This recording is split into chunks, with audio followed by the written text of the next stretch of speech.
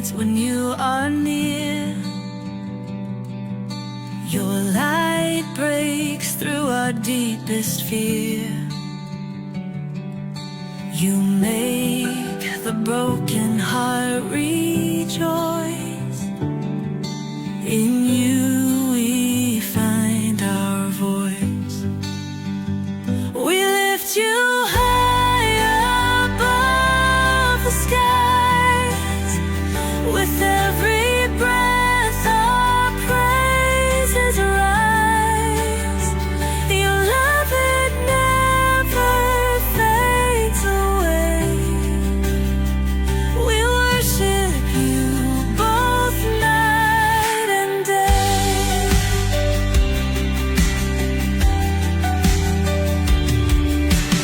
Chains are broken in your name. In you we are never the same. Your power flows like mighty streams, fulfilled.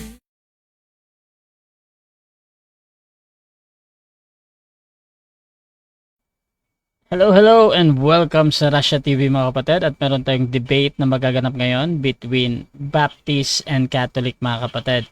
Ang paksa na pag-uusapan ngayon ay patungkol dito sa patutunayan ng ating affirmative na Diyos-Diyosan ng mga RCC ang kanilang mga rebulto. So again mga kapatid, patutunayan ng ating affirmative na Diyos-Diyosan ng mga RCC ang kanilang mga rebulto.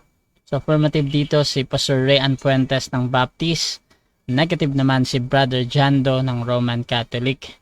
Sa ating setup ng debate, meron tayong 10 minutes na presentation, 7 minutes sa pagtatanong, 10 minutes sa rebuttal, 7 minutes sa second cross, at meron tayong 5 minute na final conclusion. Mauuna si negative, mahuhuli si affirmative. Sa ating rules mga kapatid, rule number 1, yung limit sa pagsagot. Ang lahat ng sagot ay kailangan sagutin ng 20 seconds maximum. Kung titigil ang sumasagot at least 5 seconds, magsasabi na ako ng next question. Ngunit, kung meron siyang hinahanap, tuloy pa din hanggang maubos ang 20 segundo. By the way mga kapatid, ako din ang official timer ng debate na ito. At pag sinabi ko na time, iyon ang official na pagtatapos ng sagot o bahagi ng debate. Kahit pa meron kayong sariling timer both side mga kapatid. Rule number 2, close-ended question mga kapatid. Kung close-ended ang tanong or categorical, kailangan sagutin muna dapat pumili muna mga kapatid bago tayo magpaliwanag ng 20 seconds. So kung meron tayong tanong na tama or mali, o hindi, pula or puti, so pili muna bago tayo magpaliwanag. Ang unang lalabas sa inyong bibig mga kapatid ay yung categorical answer. At maaari kung ulitin ang sagot ninyo upang sa kalinawan ng nagtatanong. Rule number 3, yung 10 seconds explanation rule natin. Kung hindi niya sasagutin ang tanong or wala doon sa pagpipilian niya yung kanyang sagot, maaari kayong magpaliwanag ng 10 seconds at yan na yung ituturing na pinakasagot nyo sa tanong. So walang objection sa panahon ito. Tumawag lang ng moderator kung gustong gamitin ang karapatan na ito.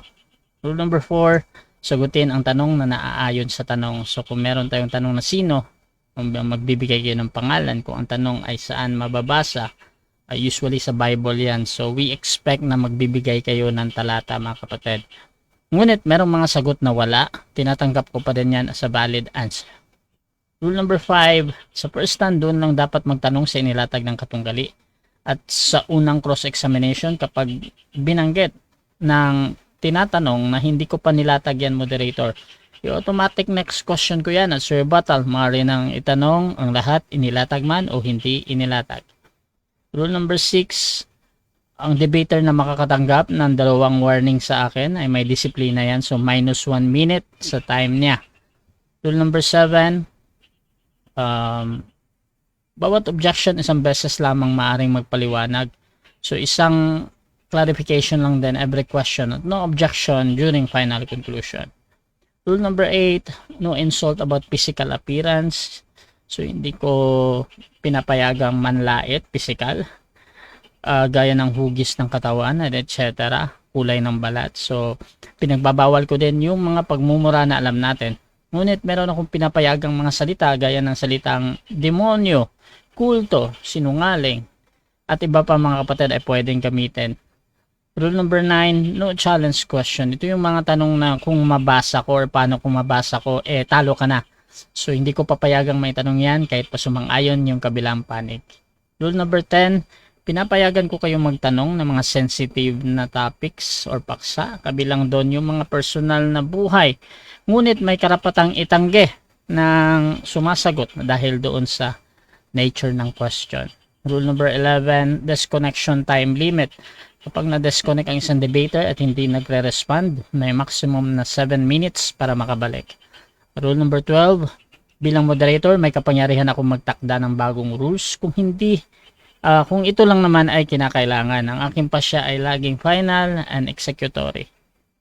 Rule number 13, bilang tagapamagitan, ako'y nagsisilbing tagapangasiwa lamang ng debate na ito at hindi ako responsible sa anumang pananaw, paniniwala o pahayag ng mga debater. Ang mga sagot at opinyon ay pananagutan ng mismong nagsasalita. Hindi rin ako mananagot sa anumang hindi pagkakaunawaan, pagkasira ng relasyon o iba pang epekto dulot ng debate na ito. So, by the way mga kapatid, kung nga pala si Rasha Vista, ko po ay isang Catholic, one of the member ng Templar of Truth. Halos 7 years na po ako nagmo-moderate online mga kapatid ng iba't ibang pananampalataya at ako po yung tatayong moderator, streamer, timer sa debate na ito. So sumasang-ayon ba ang ating affirmative sa lahat ng nabanggit? Opo, moderator. At sumasang-ayon din ba ang ating negative? Nakamute Yes, ka. moderator. Okay. So, yun yung ating kumpirmasyon mga kapatid. So, before natin simulan ng ating debate, syempre gusto ko muna kayong magpakilala at baka pwede nyo ding ikwento kung paano nagsimula ang topic na ito, pag-uusap na ito. So, inahin natin ang ating affirmative. Pakilala ka, Pastor. Okay, bago po dyan, Bro Rush. You're cutting in and out kasi. Parang, is it sa connection ko ba yan? Or sa'yo? Mawawala ka eh. May mga na hindi ko madinig yung boses mo. Sa akin Sige, kasi, anyway, sige, ano na lang, try natin. Okay, sige. Pastor RA po, mga kaibigan, mga kapatid, at ngayon po ay tatayo bilang affirmative.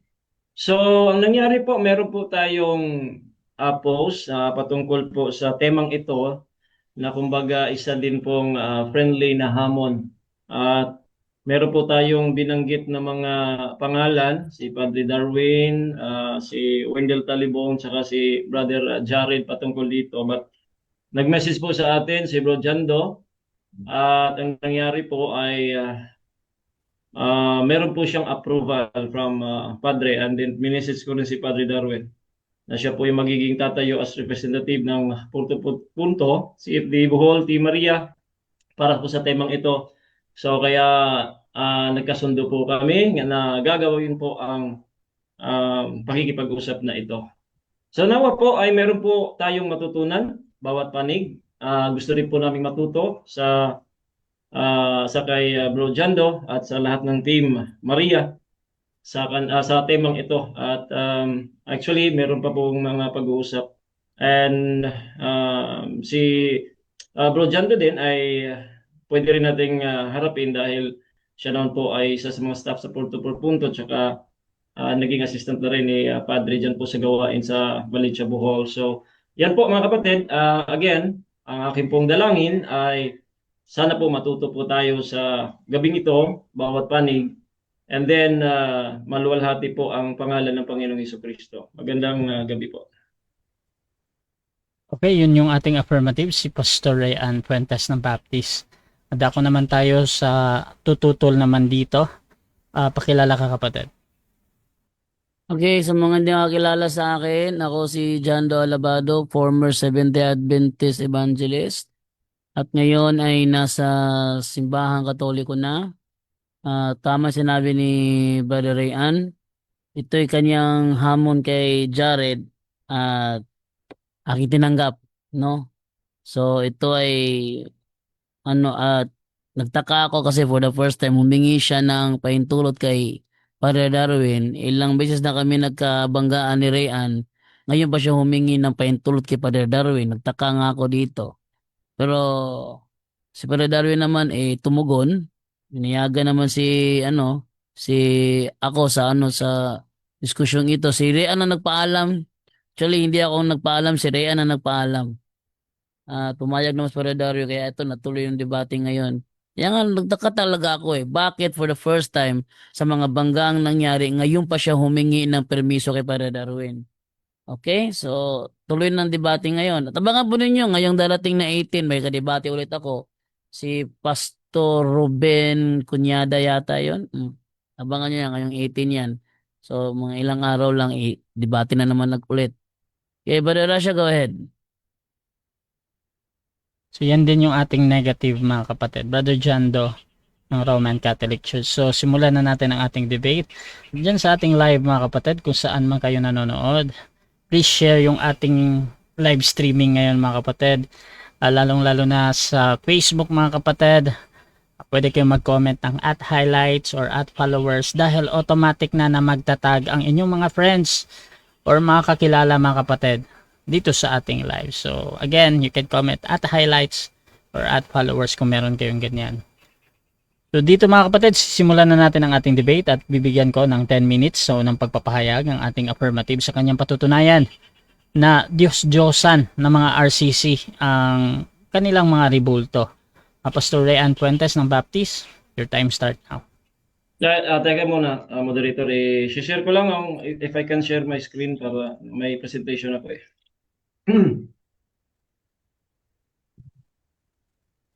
Tingnan natin kung ma-share po. Makikita ba?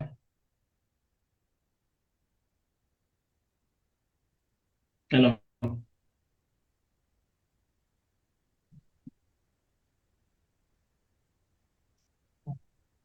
Itong ano? Parang may harang. Ito siguro.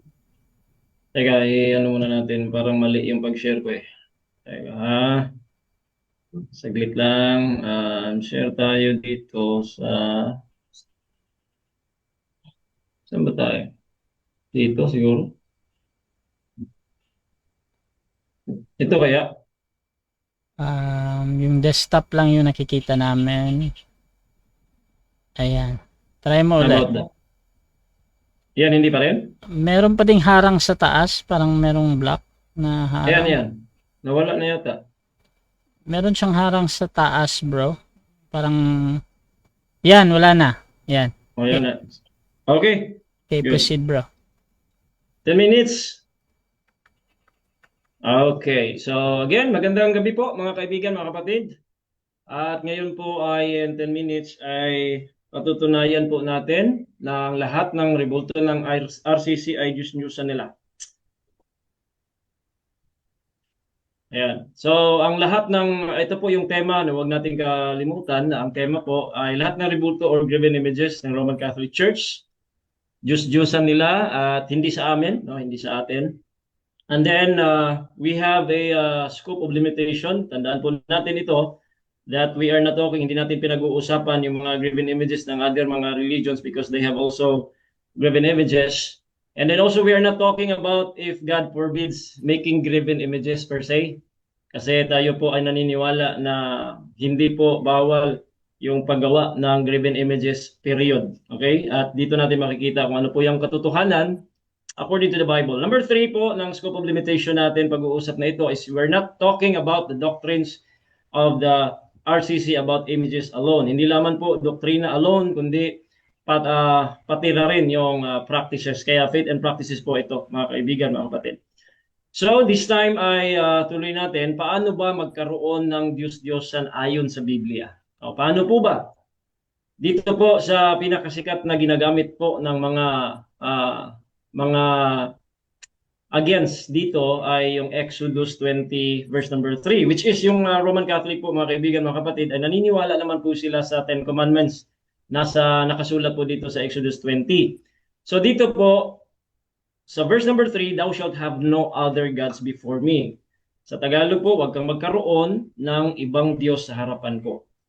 At dito naman sa verse number 4, thou shalt not make unto thee any graven image or any likeness of anything that is in heaven above or that is in the earth beneath. That is, or that is in the water under the earth. And then verse number 5, ito yung pinakabuo ng utos sa Ten Commandments, mga kaibigan. So dito, verse number 5, thou shalt not bow down thyself to them, nor serve them. For I, the Lord thy God, am a jealous God, visiting the iniquity of the fathers upon the children unto the third and fourth generation of them that hate me. So according po sa talatang ito, atin po makikita na ang ating nauunawaan at nakukuhang lesson patungkol dito is we are commanded not to have other gods. Tandaan niyo po ito, verse number 3 po yan. We are commanded, inutusan po tayo na huwag magkaroon ng ibang Diyos o kaya huwag magkaroon ng Diyos-Diyosan. Yan, naka-highlight po yung not to have. Number 2, we learn from those passages that it is about what we can do. Okay? Not what we believe. Tandaan niyo po yan, what we can do kasi po gawa po, action ang sabi po doon. Hindi po kung ano yung paniniwala mo, ano yung nasa isip mo, nasa puso mo, hindi po yon. Dahil malinaw po sa Biblia na action po yun, gawa. Number 3, we learn that man can be able to make a God by himself. So dito sa talatang ito, ang tao po mismo ang makakagawa ng kanyang Diyos-Diyosan sa kanyang sarili.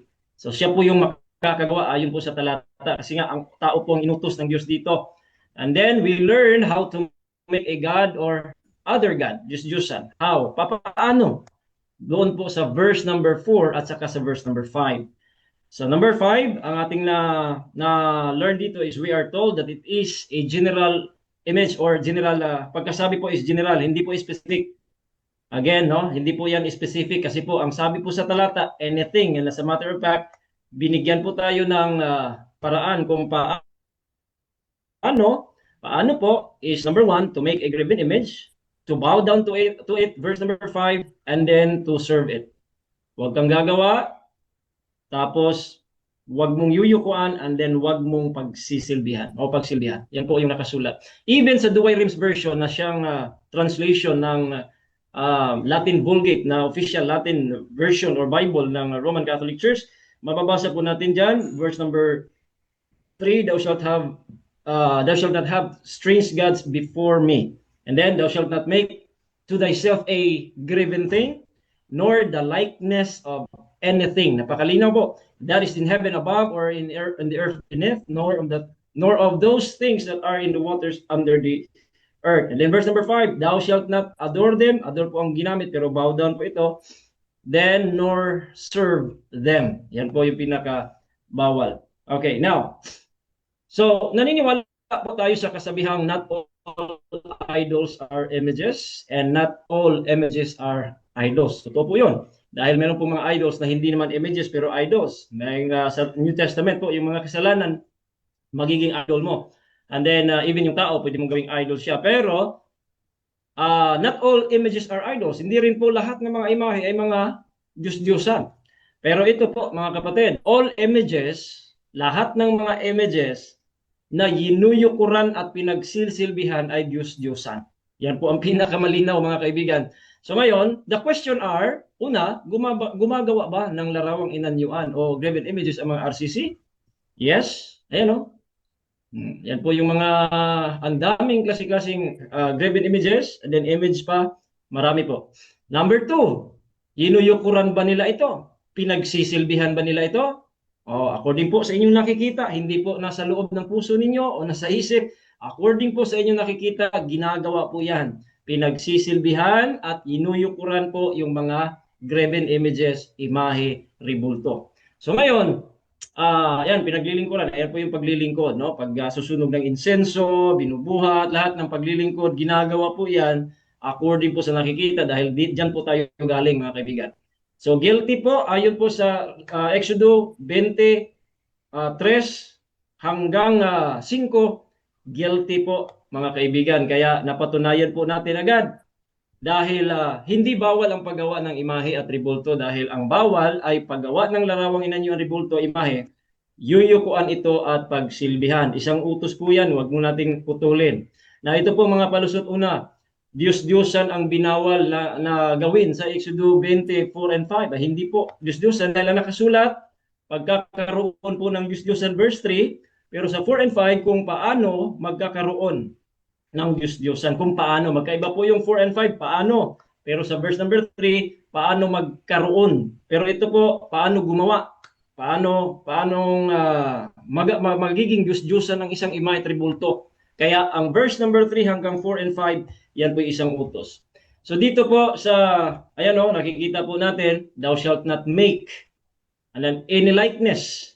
Thou shalt not bow down thyself to them nor serve them. Na inulit lamang po natin para talagang sa inyo pong mga isip at puso. Deuteronomy 4:16, makikita po natin na lest ye corrupt yourself and make you a graven image, the similitude of any figure, the likeness of male and female. Ayan po mga kaibigan. So palusot number 2, hindi mga Diyos-Diyosan ng aming mga ribulto dahil sila ay mga banal. Kung hindi ninyo yunuyukuran, pinagsisilbihan ng mga ribulto, hindi talaga naging Diyos-Diyosan yan. Ngunit, ang ating nakikita ng mga example ay ginagawa po. Alright? Ginagawa po yung pagbabawal ng Biblia, again, guilty. Verse number, unang example po, Diyos-Diyosan ba ang mga ribulto ng baka? Hindi naman. Okay? Ribulto ng baka, hindi naman yan Diyos-Diyosan, matik. Pero pag yan po ay ginawa, katulad ng Israelitas, ginawa nila, niyunuyukuran, tapos ginawa pinagsilbihan nila, naging Diyos-Diyosan. Diyos-Diyosan ba yung ribulto ng ahas na tanso na pinagawa ng Diyos? Hindi ho. Pero naging Diyos-Diyosan po ito, doon po sa Ikalawang Hari, 18:4, ito po yung giniba ni King Hezekiah dahil naging Diyos-Diyosan po, even yung pinagawa ng Diyos na ahas na tanso. Number 3, for example, Diyos-Diyosan ba yung ribulto ni Rizal? Hindi. No? Hindi naman yan, hindi talaga yung Diyos-Diyosan. Ngunit, sa mga Rizalista na sila po ay yumuyuko at nagsisilbi po sa ribulto ni Rizal na ginawa po nilang mga Rizalian, naging Diyos-Diyosan po sa kanila pero sa atin hindi, national hero. Baka lamang po yun. Ahas na tanso lamang yon. Pero the moment na ito po'y pinagsilbihan at inuyukuran, nagiging Diyos-Diyosan po yan. So kahit anong ribulto ay pwedeng gawing Diyos-Diyosan ng tao, kahit mismong ang pinagawa ng Diyos ay naging Diyos-Diyosan ito. Boom, guilty po, mga kaibigan. Kaya ngayon, napatunayan natin, very simple, na ang ating tema, yung mga ribulto po ng IRCC na siyang niyuyukuran nila, pinagsisilbihan nila, yan ang Diyos-Diyosan ayon po sa Biblia at sa nakikita po natin at experience din po. Maraming salamat at handa na po tayong matanong. Okay, so dyan nagtatapos ang unang pahayag ng ating affirmative. Dako tayo sa unang pagtatanong ng ating negative. Brother Jando, 7 minutes. Your time start now. Unang katanungan. Ayon sa Biblia, sa Isaiah 44:17, ang Diyos-Diyosan ay kinikilalang Diyos ng mga taong sumasampalataya dito. Tama o mali? Tama o mali? Objection, moderator. Objection. Moderator, yung ating rules ay magtanong lang muna dito sa aking nilatag. Wala pa akong nilatag na Isaiah. Okay. Mamaya pwedeng itanong yan. Automatic next question yan. Ayon sa ating rule. Hindi pa daw niya nilatag. Next question. Yung sinasabi ba sa Exodo chapter 20 verse 4 to 5, ito bang mga rebultong ito ay kinikilala bang Diyos ng mga sumasampalataya sa kanila? Yes or no? Yes or no? Hindi po nakasulat, no. No. Hindi po nakasulat na kinikilala, something like that. Hindi po. Ang sabi po sa Exodus 20 ay utos po iyang ng Diyos na huwag gawin. Huwag magkaroon ng ibang Diyos o Diyos-Diyusan. Paano? Gagawa ka ng larawang inanyuan, yuyukuan at pagsilbihan. Stick tayo sa sinasabi ng talata, utos ng Diyos, 10 Commandments. Next question. Kung hindi siya kinikilalang Diyos ng mga sumasampalataya sa Kanya, meron ka bang may pakitang pruweba sa akin na yung mga rebulto sa Exodus 20 verse 4 ay hindi kinilalang Diyos ng mga sumasampalataya sa kanila? Yes, meron. Yung pong nakasulat mismo, yun ang sagot ko eh. Wala pong nakasulat sa Exodus, that is the positive evidence. Okay. Exodus na ginamit ko, wala pong sinabi diyan kinikilala, iniisip, wala ho. Ang sabi po diyan, huwag kang gagawa, huwag mong yuyukuan, huwag mong pagsilbihan. Stick po ako sa Biblia Ayaw Okay. ko pong dagdagan po yung Biblia. Next Okay. question. Dahil stick ka dyan, so matindi ang paninindigan mo, ay ang mga rebultong yan ay hindi kinilalang Diyos ng mga tao kasi walang nabasa.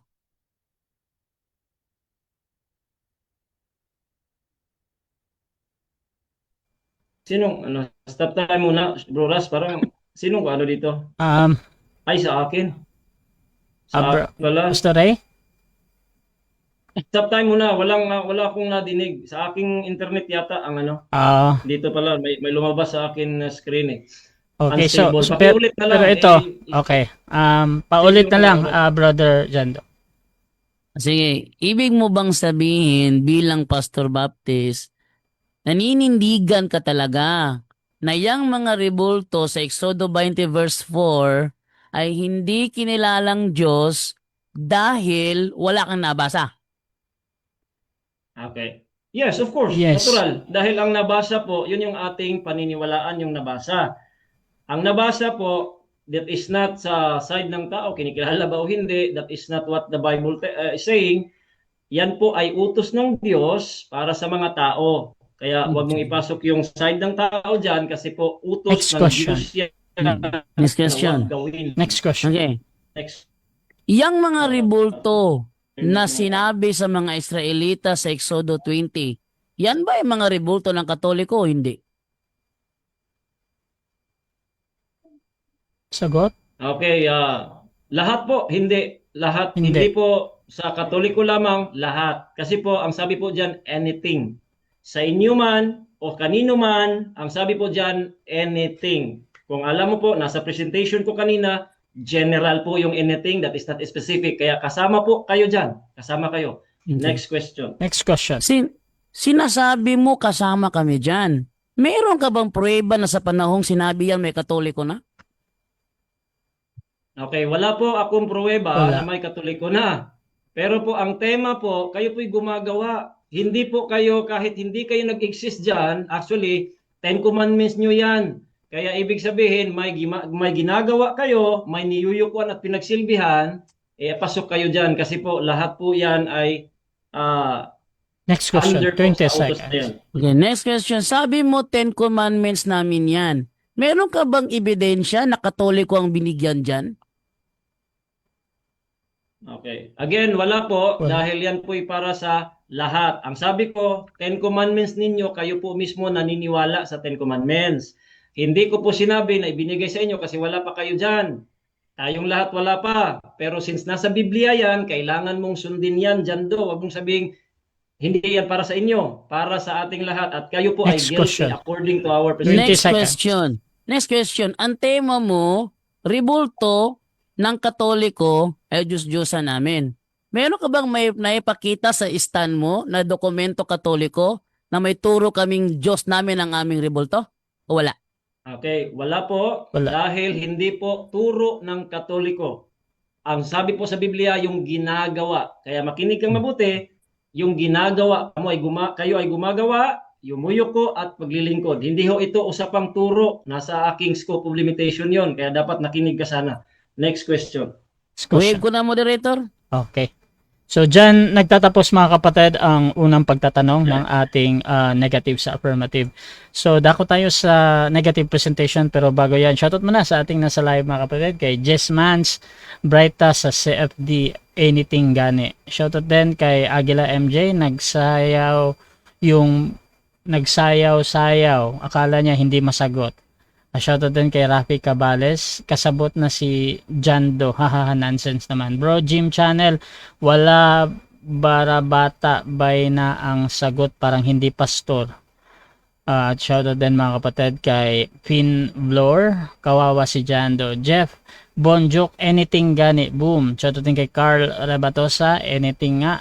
Shoutout din mga kapatid, dito kay Oliver Bastasa, biglang naglag kapag naiipit na.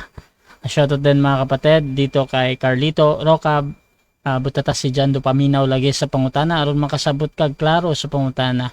Shoutout din kay Mark Ray Balani, pa shoutout. Ayan. So mga kapatid, tuloy-tuloy tayo dito. Dako tayo sa negative presentation. Brother Jando ng Catholic, your time start now, bro. Okay, thank you, moderator. Okay, no? So, ako kasi, ako yung tipo na kapag nakipagdebate, straight to the point. Yung ako yung maraming paligoy-ligoy. Ang tema niya, patutunayan niya na Diyos-Diyosan ng Katoliko ang ating rebulto. Nagtaka ako sa kanya, sinabi niya kanina, naninindigan siya bilang Baptist pastor. Ha? Naninindigan siya na yung rebulto sa Exodus 20 ay hindi kinilalang Diyos. Alam niyo kung bakit? Siya lang ang bukod tanging pastor ang nagsabi, naninindigan siyang hindi kinilalang Diyos yun kasi walang nabasa. Lahat ng mga Bible scholar, mga kaibigan, alam. Kaya nga tinawag na idol kasi kinilalang Diyos eh. Siya lang ang bukod tanging walang alam. Sabi niya, hindi ako naniniwala sapagkat walang nabasa. Okay. Ba't ko winave? Ba't ko winave? Ayoko na maraming paligoy-ligoy. Winave ko na kaagad kasi hindi napatunayan sa istanya.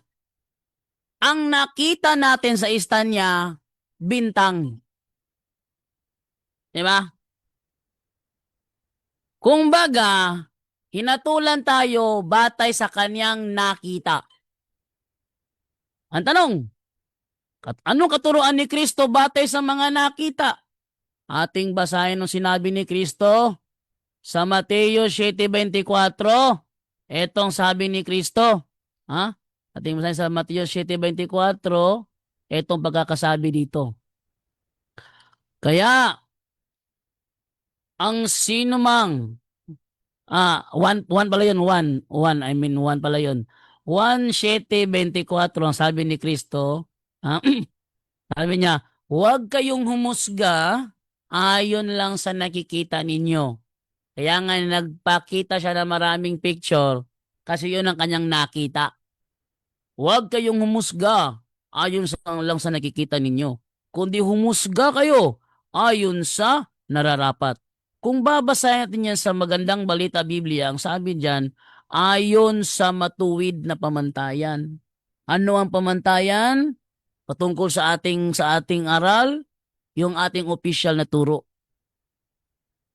Hindi batay sa nakikita nila, kundi batay sa ating opisyal na turo.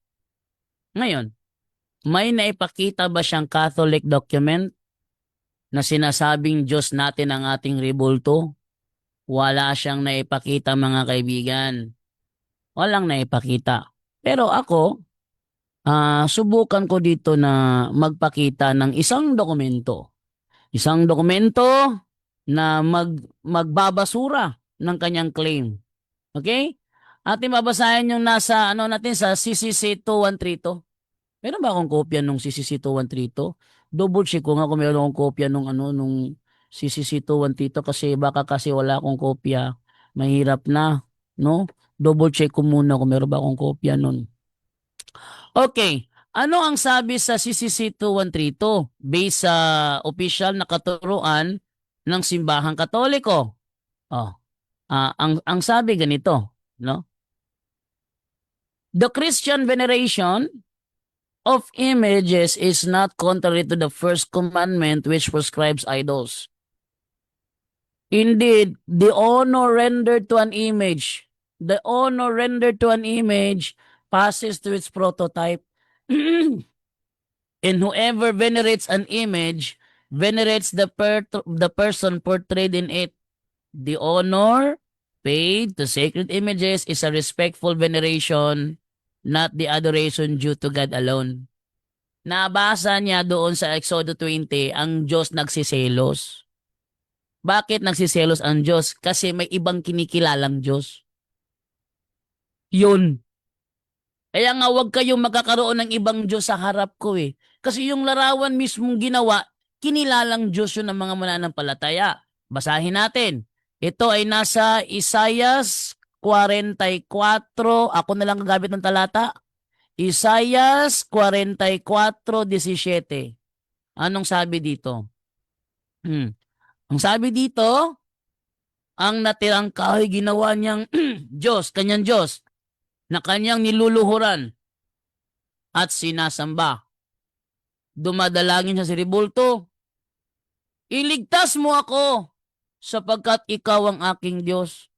Uy, walang paniniwala ang Katoliko, walang katuroang ganito na kilalaning Diyos ang rebulto.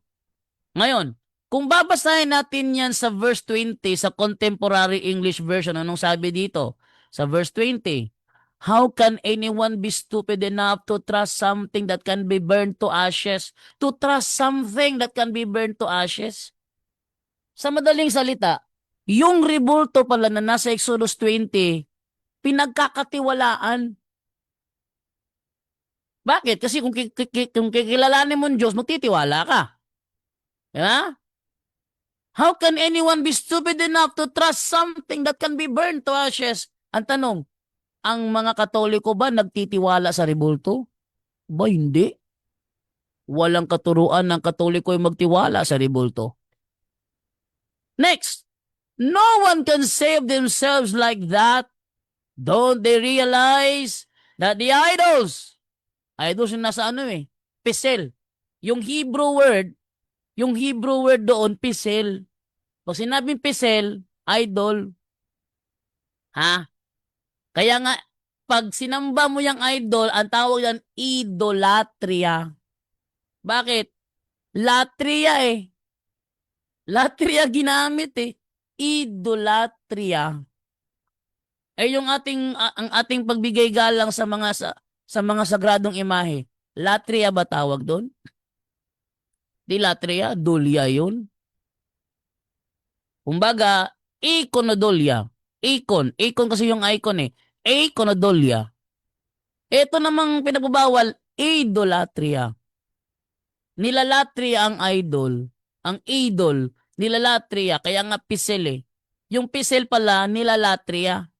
Kaya siya tinatawag na idolatria. Ngayon, don't they realize that the idols they hold in their hands are not really gods? Ba't sinabi nila yan? Kasi malaki ang kanilang paniniwala na ang kanilang mga Diyos-Diyosan, mga Diyos nila yon. Kaya nga sa Isaiah 44:17, kinilala ng Diyos ang kanyang rebultong ginawa. Kaya ang tanong, may ganyang katuruan ba sa Katoliko? Wala. Walang ganyang katuruan. Sa madaling salita, hindi niya natindigan ng kanyang tema. Ano sabi dito? Religious worship. Ito ay nasa CCC 2132 ha. Religious worship is not directed to images.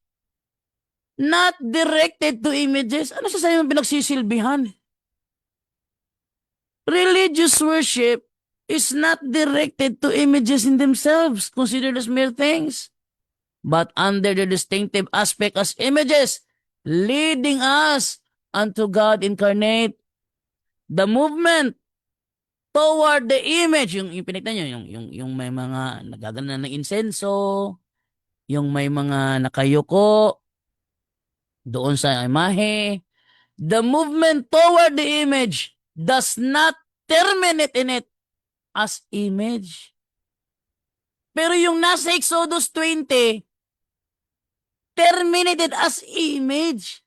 Bakit? Kinilalang Diyos eh. Isaiah 44:17, kinikilalang Diyos. Isaiah 44:20, don't they realize that the idols they hold in their hands are not really gods? Huh?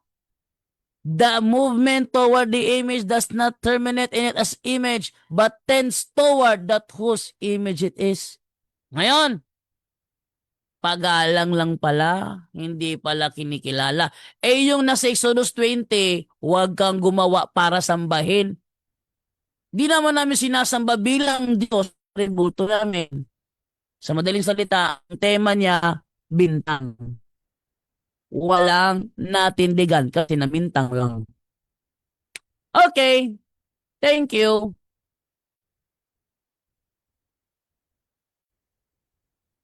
So dyan nagtatapos ang unang pagpapahayag ng ating negative. At dako tayo sa unang pagtatanong ng ating affirmative. Pastor Rean Puentes ng Baptist, 7 minutes. Your time start now. Okay, ayun po sa iyong presentation tsaka sa iyong tanong kanina about po sa pagkikilala bilang Diyos. Ano pong Tagalog Biblia na mababasa mo po sa Exodo 20 yung pagkikilala bilang Diyos doon? Anong Tagalog Biblia yon? O translation ng Tagalog Bible na nakasulat po na pagkikilala bilang Diyos? Nasa Exodus 20 po tayo. Yun na nga. Nasa Exodus chapter 20 verse 4, huwag Objection, kang moderator. gagawa. Objection. Objection mo na. Time stop. Affirmative and objection. Category po is Bible. Bible translation. Anong pangalan ng Bible translation? Hindi po yung talata. Bible Okay, translation na Tagalog na Biblia na nakasulat po na kinikilala bilang Diyos po nasa Exodo 20 po, moderator. Okay, so nag-object dito dahil doon sa hinahanap mo Okay. na translation. Okay. Counter objection meron ba? Or hahatol ako?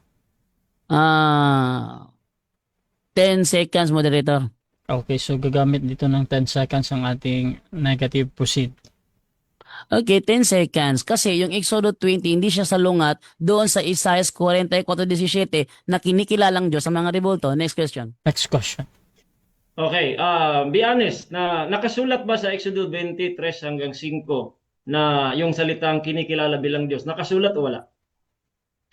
Sulat Hindi wala. siya nakasulat doon. Ang sabi sa Exodus 20 verse 4, upang sambahin. Pag sinamba mo yan bilang Diyos, yun ang idolatry. Kaya nga sa Isaiah 44:17, kinikilalang Diyos kasi sinasamba bilang Diyos. Ayun o, upang sambahin. Hindi mawawala yan, upang Next question. sambahin. Next question. Okay, next question. Sabi mo yung vessel is Diyos-Diyosan. Alright. Isa ba sa graven image? Yes or no? Ang pesel, graven image din siya. Pero not all graven image are pesel. Naniniwala ka naman doon. Huwag mo nang pahirapan. Para bang ganito, ang graven image na ginawa ni Moises sa Exodo 25:18, graven image din yun. Pero hindi idol yun. Next question. Next question. Alright. Ayon po sa aking nilatag at sa dinidibang mo na latag ko po sa Exodo 20, 4 hanggang 5. Yung bang paggawa, kasi sabi huwag kang gumawa. So yung paggawa ng larawang inanyuan, pagyuko at saka paglingkod, makikita ba yon ng tao? Yes or no? Nakikita yon ng tao, gaya ng nakita nila yung rebulto ng anghel ng kerubin. Nakikita rin ng tao yon. Pero hindi ibig sabihin dahil nakikita ng tao, Diyos-Diyosan na. Kasi yung rebulto ng kerubin, nakita ng tao, hindi naman Diyos-Diyosan. Yung rebulto ng tansong ahas, nakita ng tao, hindi naman Diyos-Diyosan. Oh, yung monumento ng propeta, nakita ng tao, hindi naman Diyos-Diyosan. Oh, next question. Next question. Okay, sabi mo ang rebulto ng ahas at natanso ay hindi Diyos-Diyosan. Hindi ba naging Diyos-Diyosan ang rebulto ng ahas sa 2 Kings 18:4? Hindi. Or naging Diyos-Diyosan mo? Naging Diyos-Diyosan siya kasi pinangalanan ni Hustan at sinamba na. Pero ang aming mga rebulto sa Katoliko, hindi naman namin sinamba bilang Diyos. Pero si ni Hustan, kung babasahin mo yung history ni Hustan, Diyos siya ng mga naniniwala sa kanya. Oh, next question. Next Okay, question. next question. Ayon po sa nakasulat, ano po yung ginawa mismo? Ayon sa nakasulat sa talatang iyon. Ano po yung ginawa mismo ng mga Israelitas? Follow-up question yan.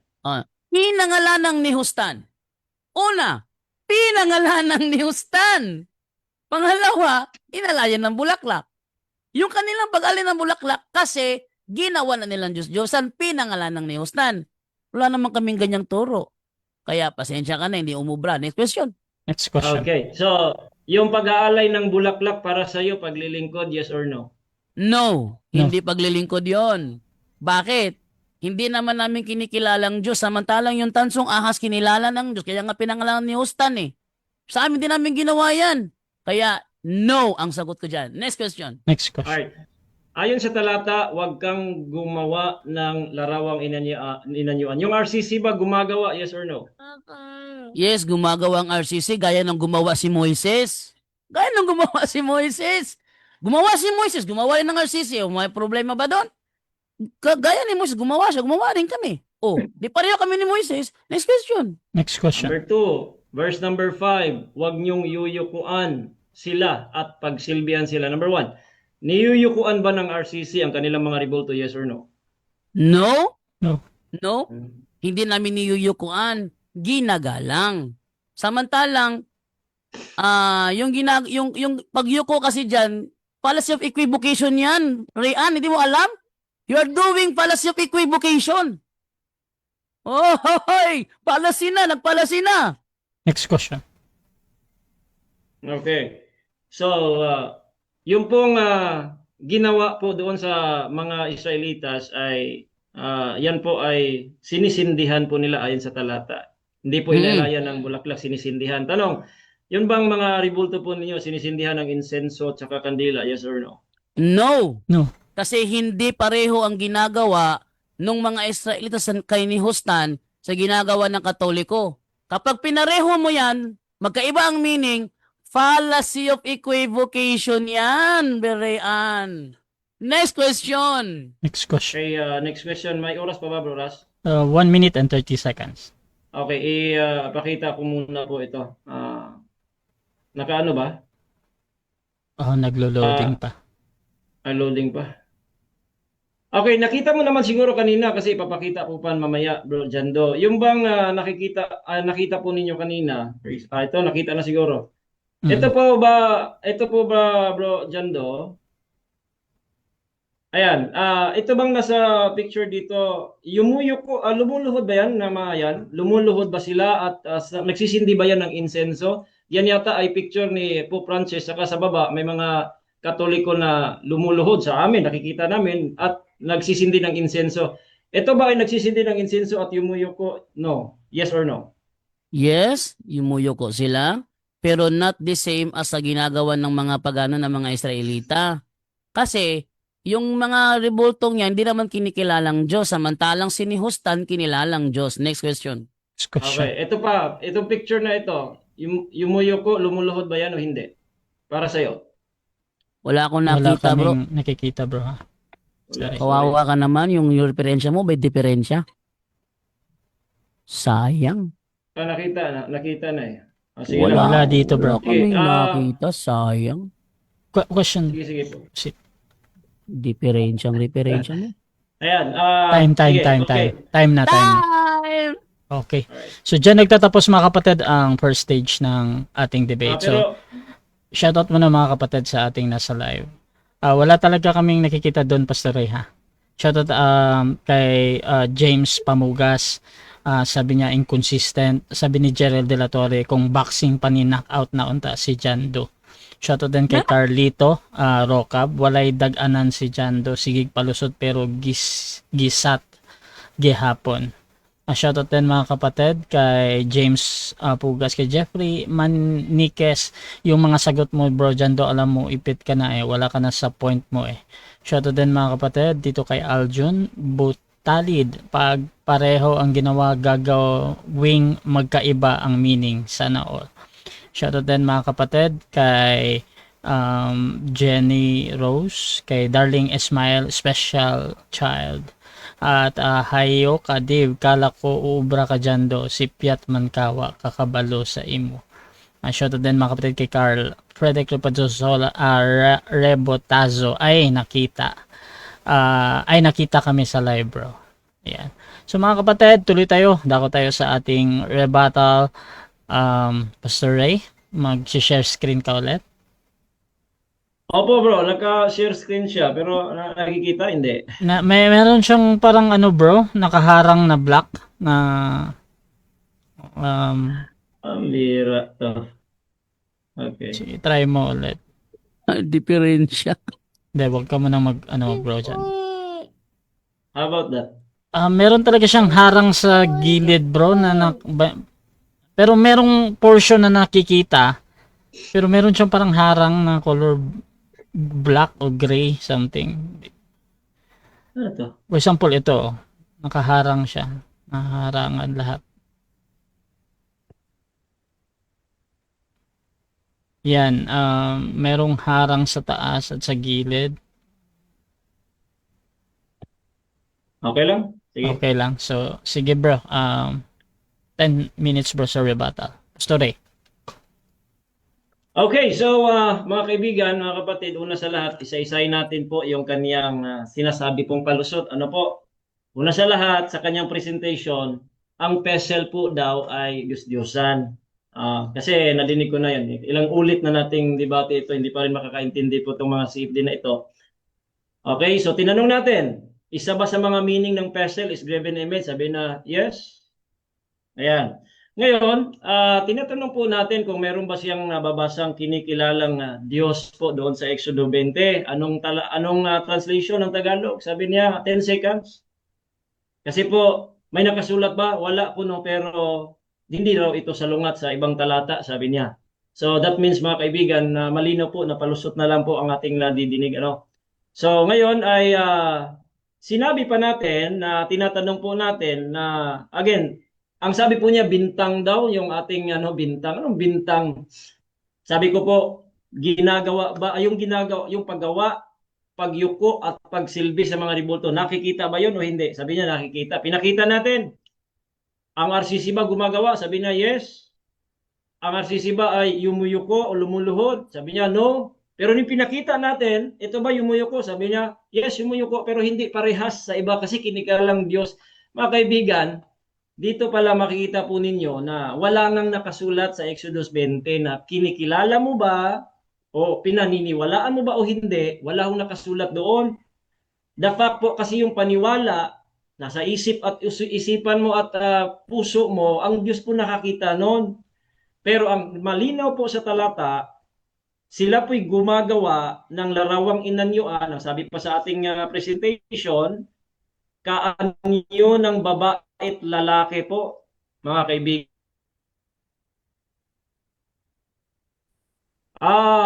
Diyos-Diyosan ba yung tanso na ahas na ginawa ni Moises? Teka, unstable pa. Diyos-Diyosan baga yung ginawa ni Moises na tanso ng ahas? O sabi ko, naging Diyos-Diyosan ba yon? Sabi niya, naging Diyos-Diyosan.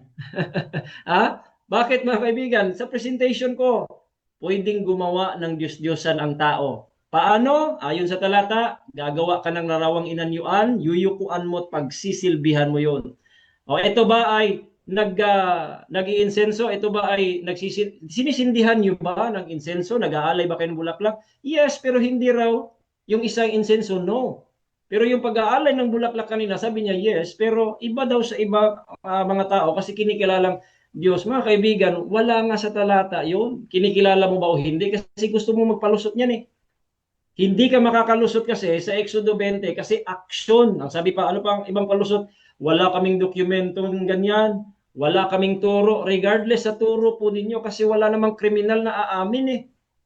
Paano kayo mauto? Paano kayo maloko dyan kung aamin na sinasamba nyo? Ano man.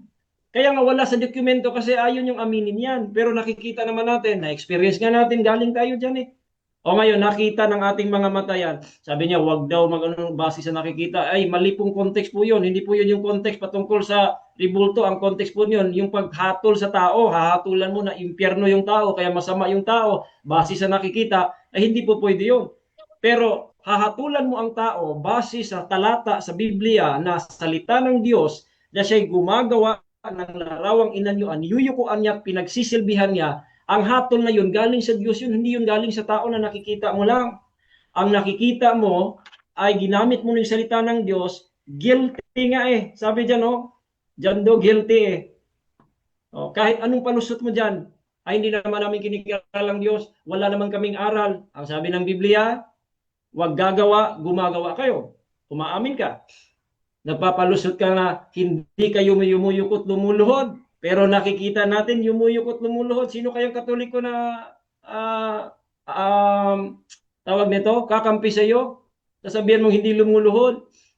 Ang mga honest na Katoliko, lumuluhod sila, pero yung kanilang isip at puso, doon daw na sa Diyos sa langit.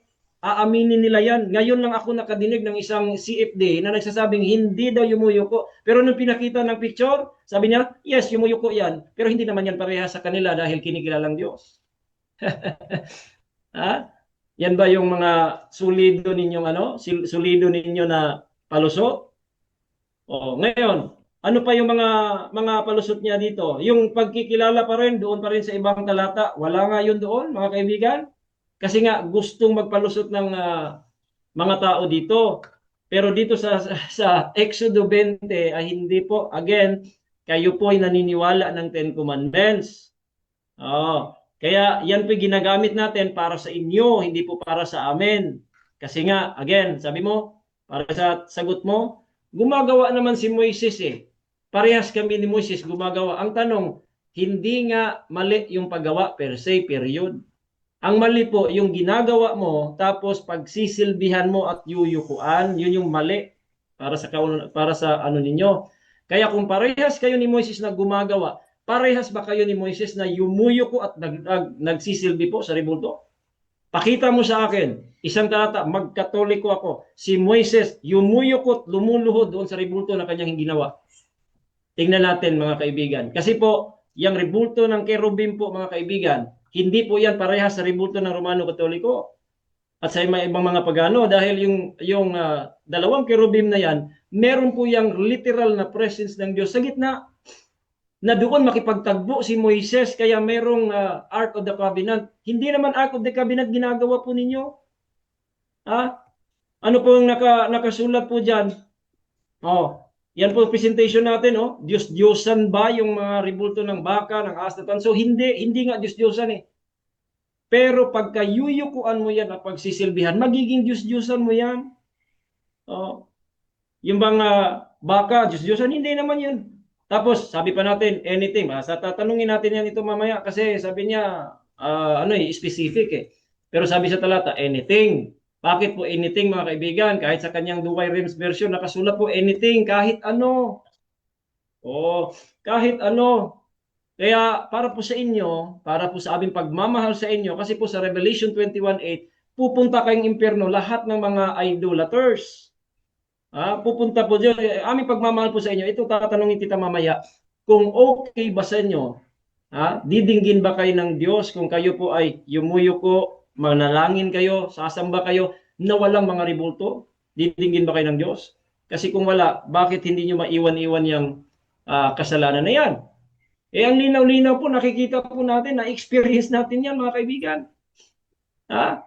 Paano pa natin yan may debate pa ba dito kung hindi na mapapalusot pa mga tao dito? Bakit? Ito ba mga taong ito, sila ba talaga ito? What if bibigyan tayo ng rebulto na katulad nito? Bibigyan ka ng rebulto. Yung magre-represent, sabi niya paggalang, yung pagre-represent ng tao, for example, si Jando, meron siyang imahe sa Facebook, yung imahe niya mismo magre-represent sa kanya kasi imahe niya. Hindi pwede yung imahe ko tapos sasabihin niyo, ito si Jando. Hindi ho.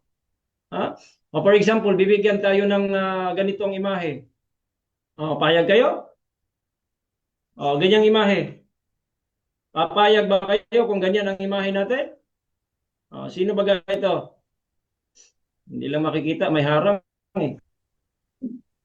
Papaliliitan natin. Ayan Papayag ba kayo? Bibigyan ka ng ganyang imahe? Bakit? Kasi hindi po magre-represent yan kung hindi mo nakita ang tunay na mukha nila. Ngayon, paano naging Diyos-Diyosan? Kasi po niyuyukuan at pinagsilbihan. Kasi ang sabi ng Biblia, napakalinaw po. Ang sabi ng Biblia, huwag kang magkaroon ng ibang Diyos. Sa verse number 4, binigyan tayo ng karunungan kung paano magkaroon. Paano? Okay? Huwag magkaroon ng ibang Diyos. Yun yung utos. Pero nilinaw po sa 4 and 5 kung paano. Paano ba? You will make a graven image. Ano pa? Yuyukuan mo, pagsisilbihan mo. Yun ang nangyari sa ahas na tanso. Bro Jando. Tapos sasabihin mo pa parang hindi ka familiar sa 2 Kings 18:4. Anong inaalayan ng bulaklak doon? Sabi doon, anong nakasulat doon? Pinagsindihan po nila. Iba pa yung pagtawag ng pangalan. Hindi yun yung pagtawag per se, hindi ho. Dahil ang utos po ay yung pong paglilingkod, yung pagsisindi, paglilingkod po yun. Sabi niya hindi eh. Paglilingkod po yun mga kaibigan. Yun lang ang nangyari na kahit ang pinagawang ahas na tanso kay Moises, sinira at giniba yun. Bakit? Sabi dito, for unto those days, the children of Israel did burn incense to it. Ayan burn incense lang eh. Naging Diyos-Diyosan po nila. Ayan burning incense. Ang bihira. So lahat ng mga palusot po, palpak, hindi po pwedeng lulusot talaga. Kahit anong palusot po niyo. Okay, so dyan nagtatapos ang rebuttal ng ating affirmative. Dako tayo sa second cross ng ating negative. Brother John Do ng Roman Catholic Church. 7 minutes. Your time start now. Ang sabi sa Exodus 20, huwag kang gumawa ng graven image. Ang tanong, gumawa ba si Moises? Yes or no? Yes, gumawa si Moises Yes. ayon sa utos ng Diyos. Ang tanong, si Moises ba kayo? Inutos ba kayo? Ba't kayo gumawa? Ang daming utos kay Moises. Isa doon yung paggawa. Pero hindi yun kayo. Kaya bakit kayo sasali kay Moises? Hindi naman kayo si Moises eh. Next question. Next question. Next question, sabi mo, hindi kami si Moises. Kami ba ang mga Israelitang pinagbawalan? Yes or no? Hindi. Israelita nga eh. Pero yan ba ay para sa lahat? Yes. Naniniwala nga kayo sa Ten Commandments. Tapos sasabihin mo, kayo lang nun. That is the immediate context. Pero it is for all people. Dahil ang Diyos po ay mapanibubuin. Kaya para sa lahat po yon na mga makasalanan at hindi mga anak ng Diyos yung Ten Commandments na yan. Next question. Next question. Next question, yung kerubing ginawa ni Moises, nakikita ba o hindi? Ay, nakikita talaga yon. Kaya nga, yung paggawa kay Moises may purpose yon at hindi yun purpose sa inyo. Para yun sa arka. Wala naman kayong arka of the covenant eh. O ngayon, nakikita ba? May literal presence pa ng Diyos yon. Inutos pa mismo. Ang problema sa iyo, sino nag-utos sa inyo? Sino nag-utos? Next question. Next question, nung ang mga Israelita ay nagpatira pa sa harapan ng kaban, nandoon bang kerubin sa ibabaw? Objection muna, moderator. Time stop. Objection. Affirmative. Ano yan? Kulang po yung ano eh. Nasa kerubim ba yung ibabaw? Ibabaw ng ano? Saan? Ganun po. Pakilina po yun. At least, Clarification yan, bro. Pero depende yan sa kabilang panig. Clarification, yeah. Yung ibabaw daw yung kinaklarify ni Saan Apostol. ibabaw? Ulitin ko, moderator, ha? Okay, Para so malinaw sa kanya. Nung nagpatira pa ang mga Israelita sa harapan ng kaban, nandoon ba ang kerubin sa ibabaw? Yes or no? Okay. Yun lang, bro. Yes, nandoon po Yes. sa ibabaw ng arka. Pero hindi lamang po ang kerubim nandoon, kundi yung literal presence ng Diyos nasa gitna. Exodo 25:22, numero 7:89. Nagsasalita pa yon. Ang tanong, meron bang literal presence nagsasalita? Yung rebulto ninyo. Kaya wag yung gamiting palusot yan. Next question. Next Next question. Yung kerubin ba nagsasalita? Yes or no? Hindi ho. Yung Hindi. literal presence ng Diyos nasa gitna. Basahin natin. Sa Numbers chapter 7, verse number 89. Nagsasalita ba daw? Nasa gitna. Ayan o. Speak with him. He heard a voice speaking from above the mercy seat upon the ark of the testimony from between. Next the question.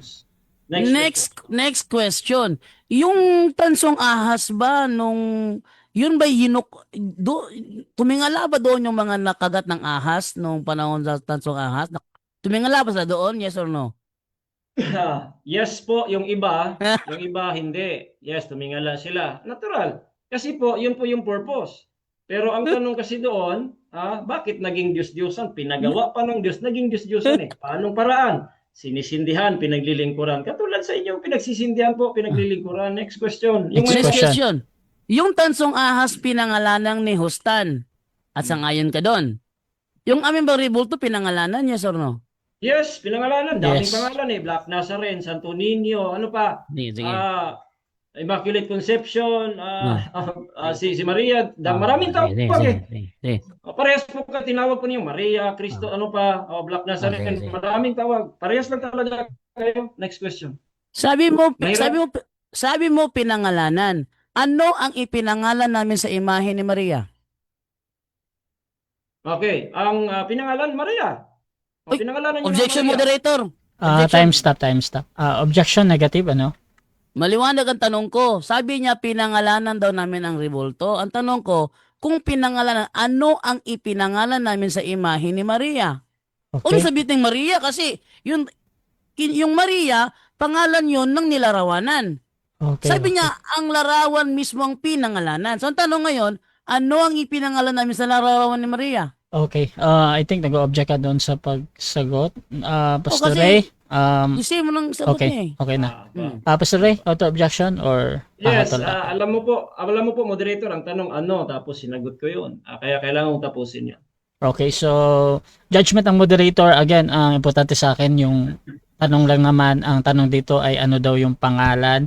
Ngayon, ang sagot niya dito ay Maria. Now, even that is true or not, it follows or not mga kapatid, sa moderator, valid question pa din yun. Proceed ka, Pastor Ray, Maria ang pangalan. Yes, Maria, marami. Pinutol ako eh. Meron pang Birhen ng Fatima. Ano pa?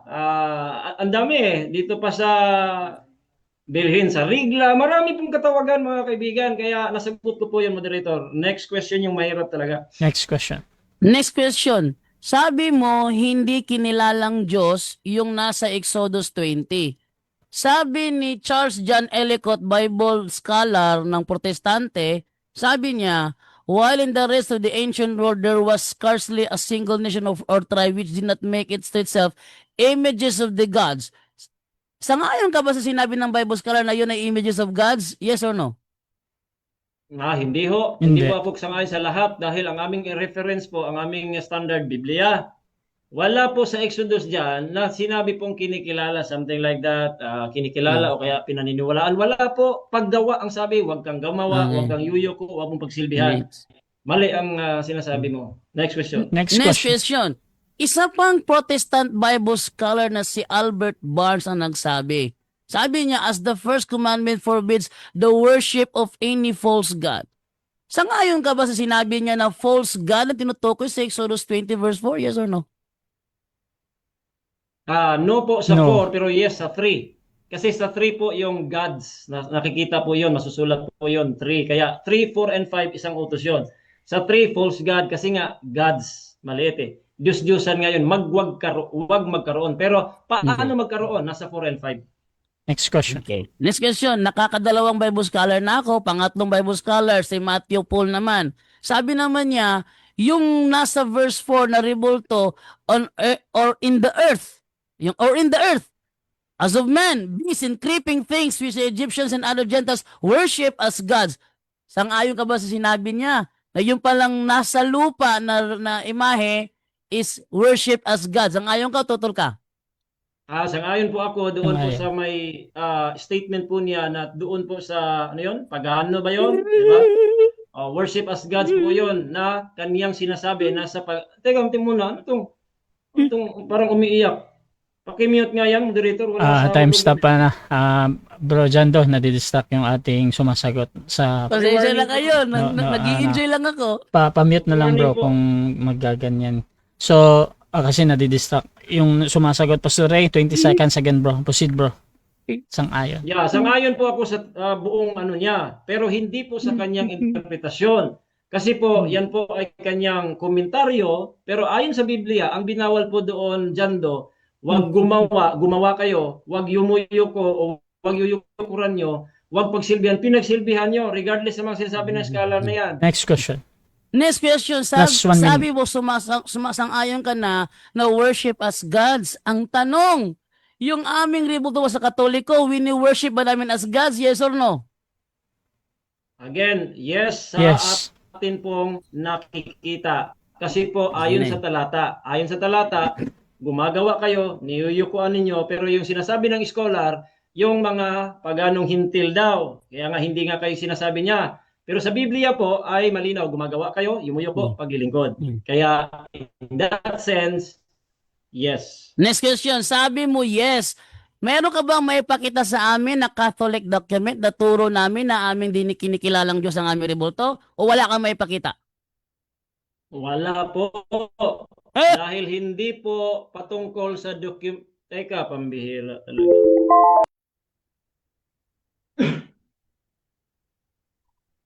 Hindi, pinuto moderator, ano muna to. Okay, so ganito Kasi ma-edit bro. tayo niyan. Ganito. So, isang segundo na yon at before nagsalita. However, dito na-distract kasi si Pastor Rayan sa pag-react ni Brother Jando.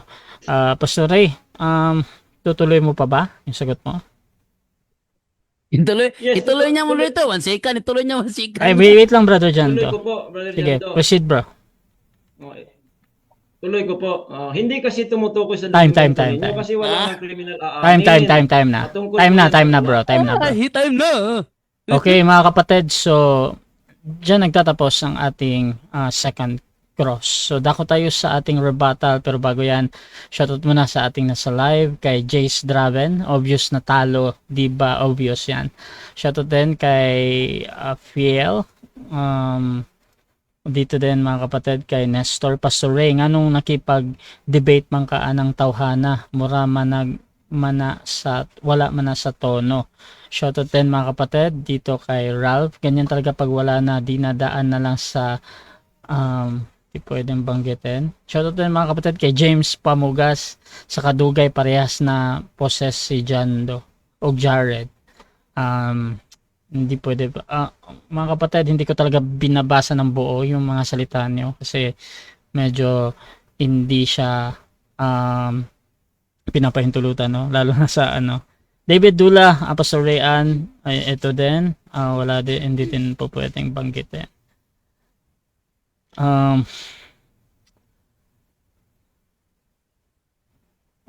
Jeriel. Okay mga kapatid, ang dami nyong comment na hindi ko talaga pwedeng banggitin dahil meron dong parang panglalait.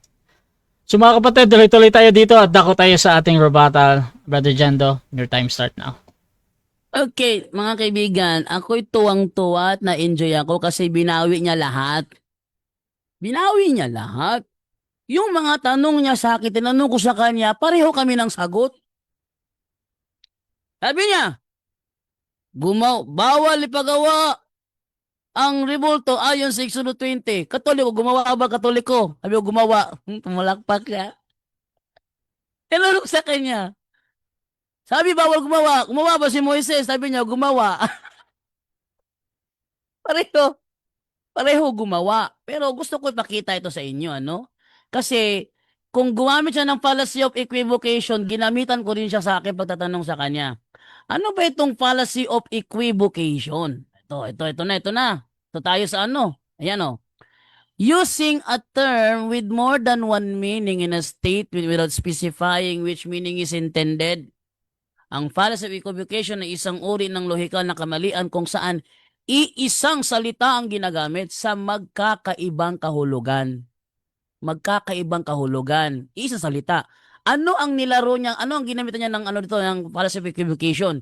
Yung luhod. Yung niluluhuran. Yung pagtanong niya sa niluluhuran, tapos kanyang idinidikwat doon sa Exodo 20, gumagamit siya ng fallacy of equivocation. Bakit? Magkaiba meaning eh. Halimbawa, lumuhod ka sa harapan ng babae kasi papakasalan mo. Ibig sabihin ba, lumuhod ka, kinilala mo ng Diyos-Diyosan yon. Kalokohan tong pastor na to. Ano sabi?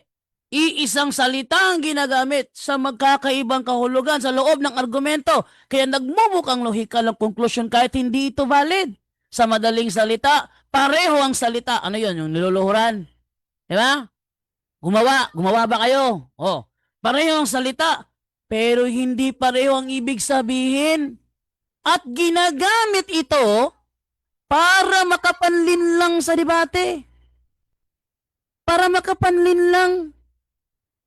Yung tanong niya kanina, fallacy of equivocation. Kaya nung binalik ko sa kanya, pareho kami ng sagot. Sabi niya, yung rebulto nyo ba nakikita? Sabi ko, oo. Ngumiti siya.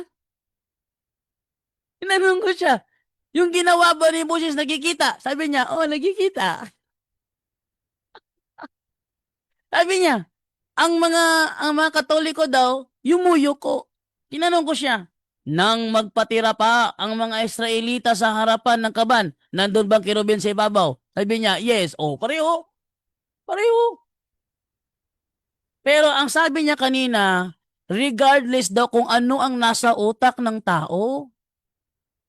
Sa kanya is ano ang act na ginawa, regardless kung ano ang nasa utak ng tao. Pero siya, nagdahilan siya. Sabi niya, yung kirubin daw, nandoon ng presensya ni Lord. Nandoon siya ni Lord.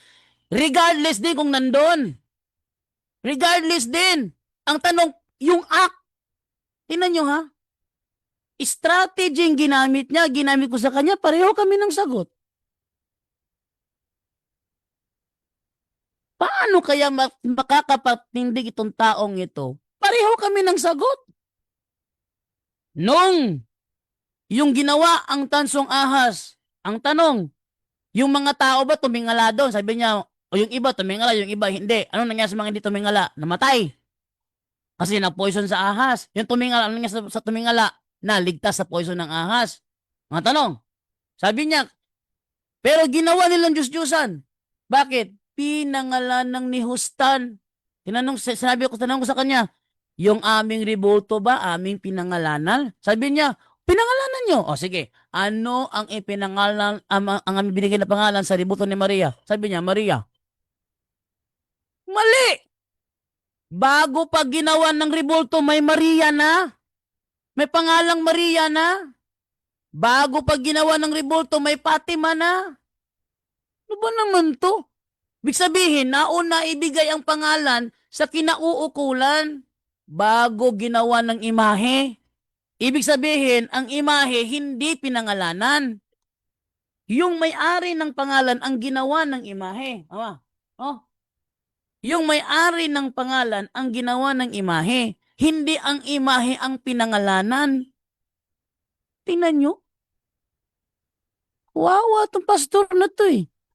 Ulitin ko ha, ang ginawa niya, tinatawag na fallacy of equivocation. Ginagamit ito para makapanlin lang sa debate. Ano ba? Ano nangyari? Ano nangyari? Tinanong siya kanina, bilang Baptist pastor, naninindigan ka ba talaga? Ninindigan ka ba talaga na yung rebulto sa Exodo 20 versikulo 4 ay hindi kinikilalang Diyos kasi wala kang nabasa? Sabi niya, naninindigan ako. Naninindigan siya. Itanong ko siya ngayon dito sa mga Bible scholar, Matthew Paul, sabi ni Matthew Paul, or in the earth. Antong or in the earth? Yun niya sa verse 4. Hindi yan verse 3, hoy. Hindi ako kumuha sa verse 3 ng komentaryo. Kinuha ko ng komentaryo ng mga protest scholar. Yung verse 4, hindi verse 5, yung verse 4, para malaman ko ano yung rebultong yon. Sabi dito ni Matthew Paul, or in the earth. Ano yung or in the earth? Yun yung imahe na nasa lupa. Oh. Ang sabi dito, as of man and beasts and creeping things, which the Egyptians and other Gentiles worship as gods. Sangayon ka ba rito? Ano ginawa ni Pastor Rian? Bumaliktad. Biglang sumangayon. Samantalang kanina, naninindigan talaga siya na hindi ang kinikilalang Diyos kasi walang nabasa. Ngayon dito, binasa ko yung kay Matthew Paul, biglang sumang-ayon. Kaya mas lalo akong natawa. Kasi sumang-ayon na siya. Ganina, todo deny. Biglang sumang-ayon. Tinanong ko siya, ha? Dahil sumang-ayon ka na yung pala kinikilalang Diyos. Tanong, meron bang katuruan ng Katoliko na ang aming rebulto ay aming kilalanin Diyos? Sabi niya, yes. Yes daw. Dahil nag-yes ka, meron ka bang maipakitang dokumento? Huy, topic mo yan. Dapat naghanda ka. Meron ka bang naipakitang dokumento? Catholic document na may turo kaming kilalaning Diyos ang aming rebulto. Sabi niya, wala akong mapakita. Sino ba naman hindi mapapasaya sa tuwa? Siyempre, nag-enjoy na ako, mga kaibigan. Pasensya na kayo, ha? Nilampaso ko yung pastor nyo. Ha? Natuwa lang ako. Ano sabi ni John Gill sa Gill's exposition of the entire Bible? Or that is in the earth. Yung pa rin yung verse 4. Yung kinuhanan ko ng komentary, verse 4, hindi verse 3. Or that is in the earth beneath. Ano daw yun? Yung nasa earth beneath? Yun ba yung mga santo ng Katoliko? Sabi ni John Gill, as oxen, sheep, goats, cats, dogs, such as were the gods of Egypt. Tingnan nyo ha. Yung binasa niyang verse 4, ang tinutukoy doon, mga hayop. Ibinabato sa atin, hindi naman mga hayop yung ating mga rebolto. Babasa tayo. The Living Bible. The Living Bible. Exodus chapter 20 verse 4. Anong sabi dito? You shall not make yourselves any idols. No images of animals, birds, or fish. Yung palang imahe na nasa lupa, animal pala yon.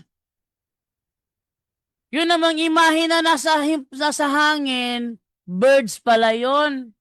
Yun namang imahe sa ilalim ng dagat, fish pala yun. Katunayan, yung Bible scholar na author, Protestant Bible scholar na author ng Cambridge Bible for Schools and Colleges, na si Edward Hayes Plumtree, sinabi niya, yung palang under the water, says the fish in the Chalus near Aleppo were looked upon as gods, kinikilalang Diyos. Sabi niya kanina, naninindigan siya. Hindi yan kinikilalang Diyos. Anong dahilan niya? Walang nabasa. Yun ang palusot. Yun ang palusot. Kasi nang binasa ko itong mga Bible scholars, sinabi niya kaagad, okay ako dyan, sangayon ako dyan. Okay, so dyan nagtatapos mga kapatid ang rebuttal ng ating negative. Dako tayo sa second cross ng ating affirmative. Pastor Rayan ng Baptist, 7 minutes. Your time start now. Alright, una ko pong katanungan, Bro Jando. Yung tatlong scholar na sinite mo, sila ba ay agree sa inyong doktrina at practices na graven images o against po sila? Agree o against? Against sila sa amin, mga protestante nga ito eh. Pero against din sila sa iyo. Sabi mo kasi hindi kinikilalang Diyos. Sabi nila kinikilalang Diyos, magkakontra kayo. Kapanipaniwala pa itong mga Bible scholar na ito. Hindi ka ng Bible scholar eh. Next question. Next question. Okay, next question. Alin ba pinaniniwalaan mo? Yung Bible scholar o yung nakasulat sa Biblia? Pareho. Parehas. Pareho. Naniniwala ako sa sinasabi ng mga Bible scholar na ito na yung mga rebulto dyan sa Biblia, sa Exodus 20 verse 4, kinikilalang Diyos. Pareho silang tama, kinikilalang Diyos. Walang magkakontra sa kanila. Ang kumontra lang ikaw. Sabi mo, hindi kinilalang Diyos kasi yung dahilan mo, walang nabasa. Kayo magkakontra ng Bible scholar na ito, hindi kami. Next question. Okay, next question. Sabi mo, agree ka sa Bible scholar saka sa Bible. Tapos sabi ko kanina, tinanong kita kung against ba sila sa inyong rebulto o ano yung mga scholar na yon. Tanong, dahil yung mga scholar na agree ka, so agree ka ngayon sa aral ng inyong hindi inaagrihan ng mga scholar. Agree ka ba sa mga scholars na sinite mo na against sila sa mga aral at practices ng rebulto ng Romano Katoliko? Agree ka? Yes or no? Objection, moderator. Objection. Time stop. Proceed. Fallacy of false dilemma ang ginagawa ni Rayan. Kawawa naman, nakakahiya to. Okay. So, Fallacy of false dilemma, moderator. Sasagot ako ng 10 seconds. Kasi fallacy of false dilemma. okay. False dilemma nun. Strawman fallacy pala, strawman fallacy. Wala akong sinabi kasi na na ginamit ko to kasi sumasangay sa aming rebulto to. Wala akong ginamit nun, strawman to. Strawman. Okay, so objection dito ay strawman policy. So, Tapos, 10 seconds. Wait lang ha. Counter po, counter. So, ipa-counter muna natin tapos ibigyan natin yan. Proceed. Okay. Hindi po strawman fallacy po, moderator. Kasi po aking tanong, kung siya ba'y agree, ang scholars ba agree sa kanya, sa aral niya, o hindi? Sabi niya, hindi raw, against daw. Sabi ko, agree ba siya sa, alin ba inaagrihan niya? Bible ba o scholar? Sabi niya, both. So ang tanong ko, simple, hindi po yan. Alam naman natin, nag-aaral naman tayo ng fallacy. Huwag tayong ano-anuhin sa fallacy. Hindi po strawman fallacy po ang tanong kasi wala pong tanong na strawman fallacy. Okay. So, judgment muna natin dito mga kapatid. So, ang judgment natin, any observation sa kabilang panig naman, hindi ko hahatulan yan either that is strawman or not. However, ang importante sa akin, paano ito sinasagot at sabi niya ay gagamitin niya yung 10 seconds niya. So doon lang muna ako. Brother Jando, proceed bro. 10 seconds. Magkakontra si Rayan at ang mga Bible scholar na ito kasi sabi ni Rayan, hindi daw yung kinikilalang Diyos. Sabi nila kinikilalang Diyos. At hindi ko sila ginamit para sabing sumasang-ayon Next sa question, aming 10 mga ributo. seconds. Next question. Okay, next question.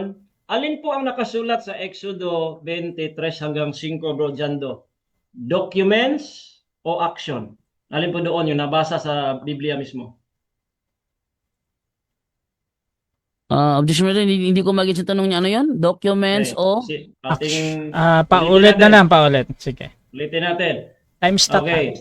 Ang nakasulat po ba sa Biblia, Exodo 23 hanggang 5, ito ba'y tumutukoy sa documents? Ang pinagbabawal ba doon? Documents o action? Documents ba daw o action ang pinagbabawal doon? Parehong documents at action yun eh. Proceed. Kasi documents naman yung ano eh, yung Exodus 20, documents yon. Pwede gamitin as doctrine yon.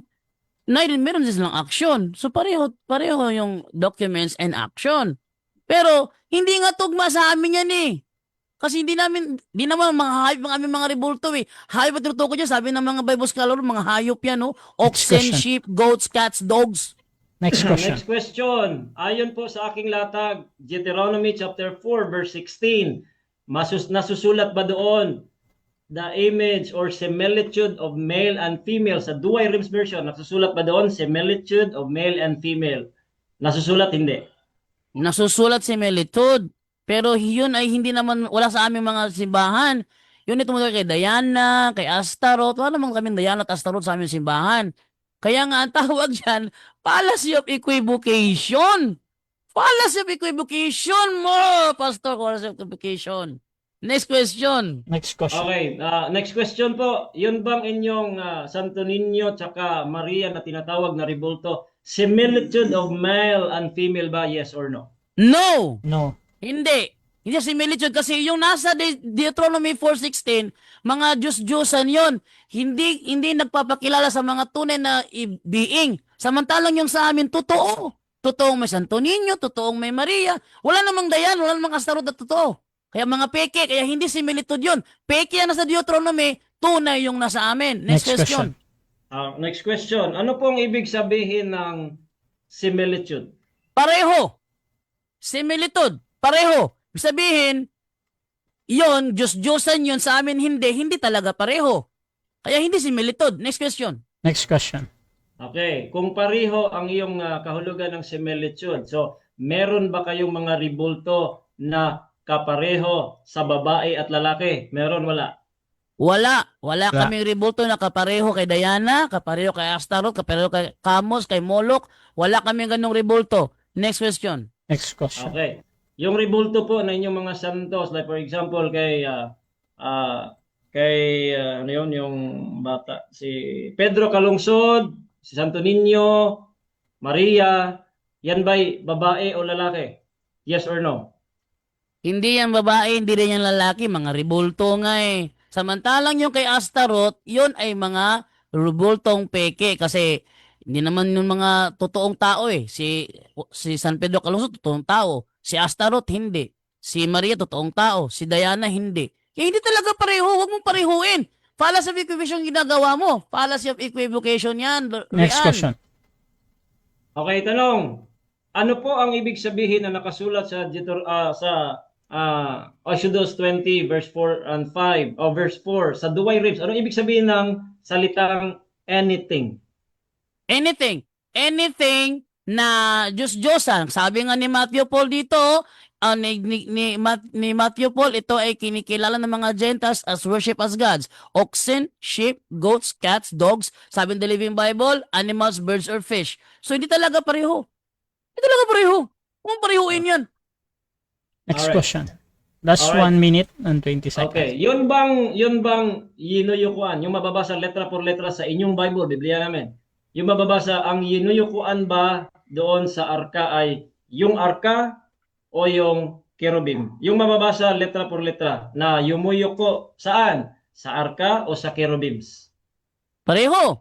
Kasi Parehas. nung sila yumuko sa arka, nasa ibabaw yung cherubim. Kaya kasama yung cherubim doon. Hebreo 9:5, nasa ibabaw yung cherubim eh. Hindi naman inihiwalay yung kerubin doon eh. Kaya pareho. Next question. Next Okay, question. ang tanong ko po, mababasa sa Biblia, letra por letra, verbatim. Sabi mo, parehas.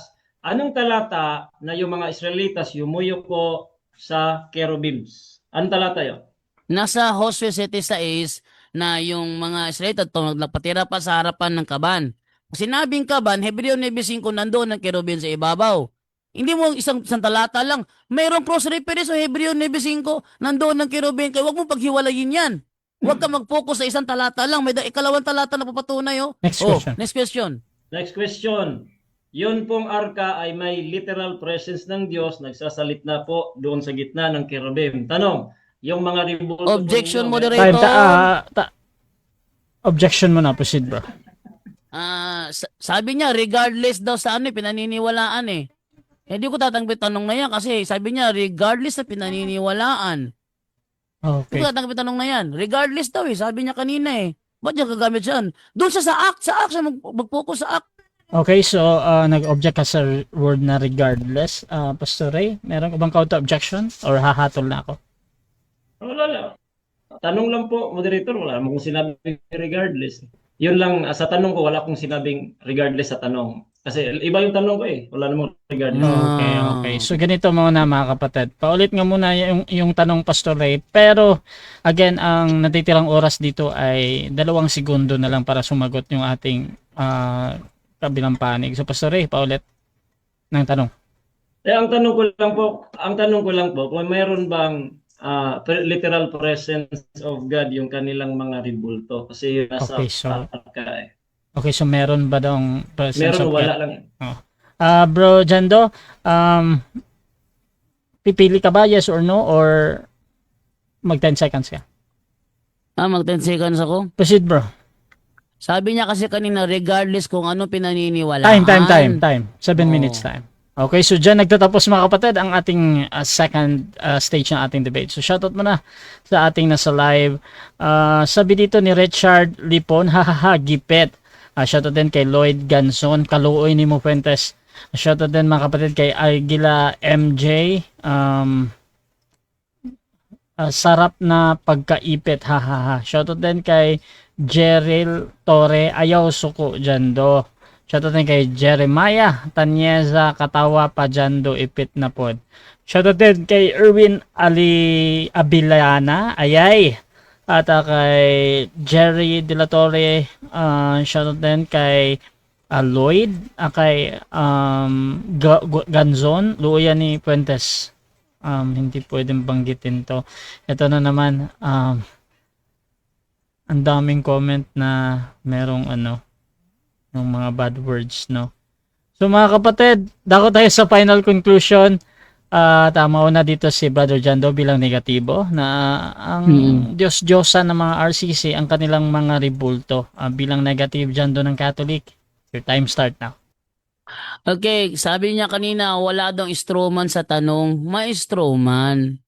Kasi nung ginamit ko yung mga Bible scholar ng mga protestante, hindi ko siya ginamit dahil sumasang-ayon siya sa aming rebulto. Protestante nga eh. Ginamit ko siya kasi salungat kayo. Contradiction kayo. Aking tuloy ha.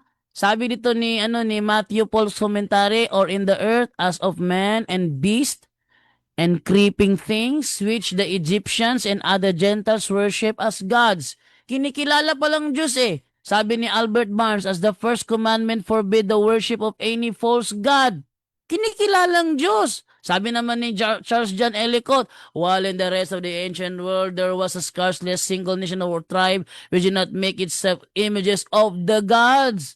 Sabi naman ni John Gill, or that is in the earth beneath, as oxen, sheep, goats, cats, dogs, such as were the gods of Egypt. Sabi naman ni Edward Hayes Polamtre, says that the fish in the chalos near Aleppo were looked upon as gods.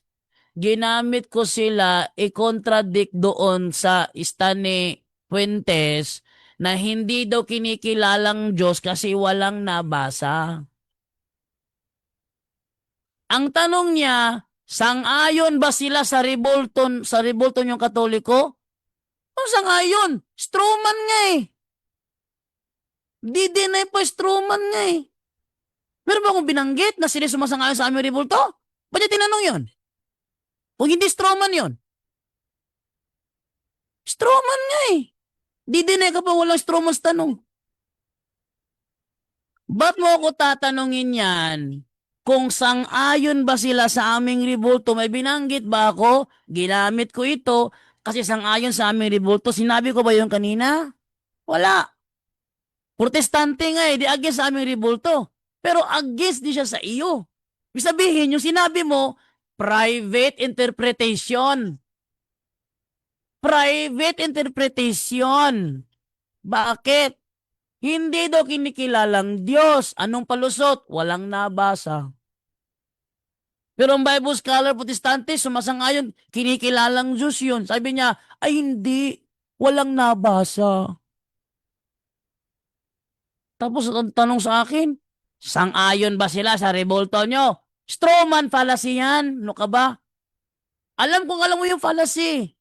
Ikaw ang nagbukas sa isip ko dyan eh, pag-aralan ng fallacy, para kasi maraming mga debatedor, feeling magaling, pero fallacy pala.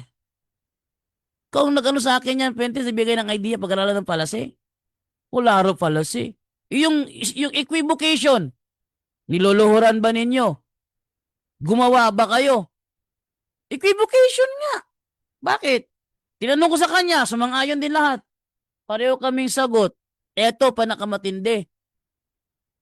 Yung sinabi niya kanina, tinanong ko siya, dahil sinasang-ayunan mo na kinikilala palang Diyos ng mga naniniwala sa kanilang mga rebultong ito. Tanong, may turo ba ang Katoliko na kilalaning Diyos ang aming rebulto? Sabi niya, yes. Yan yung kasinungalingan ng pastor?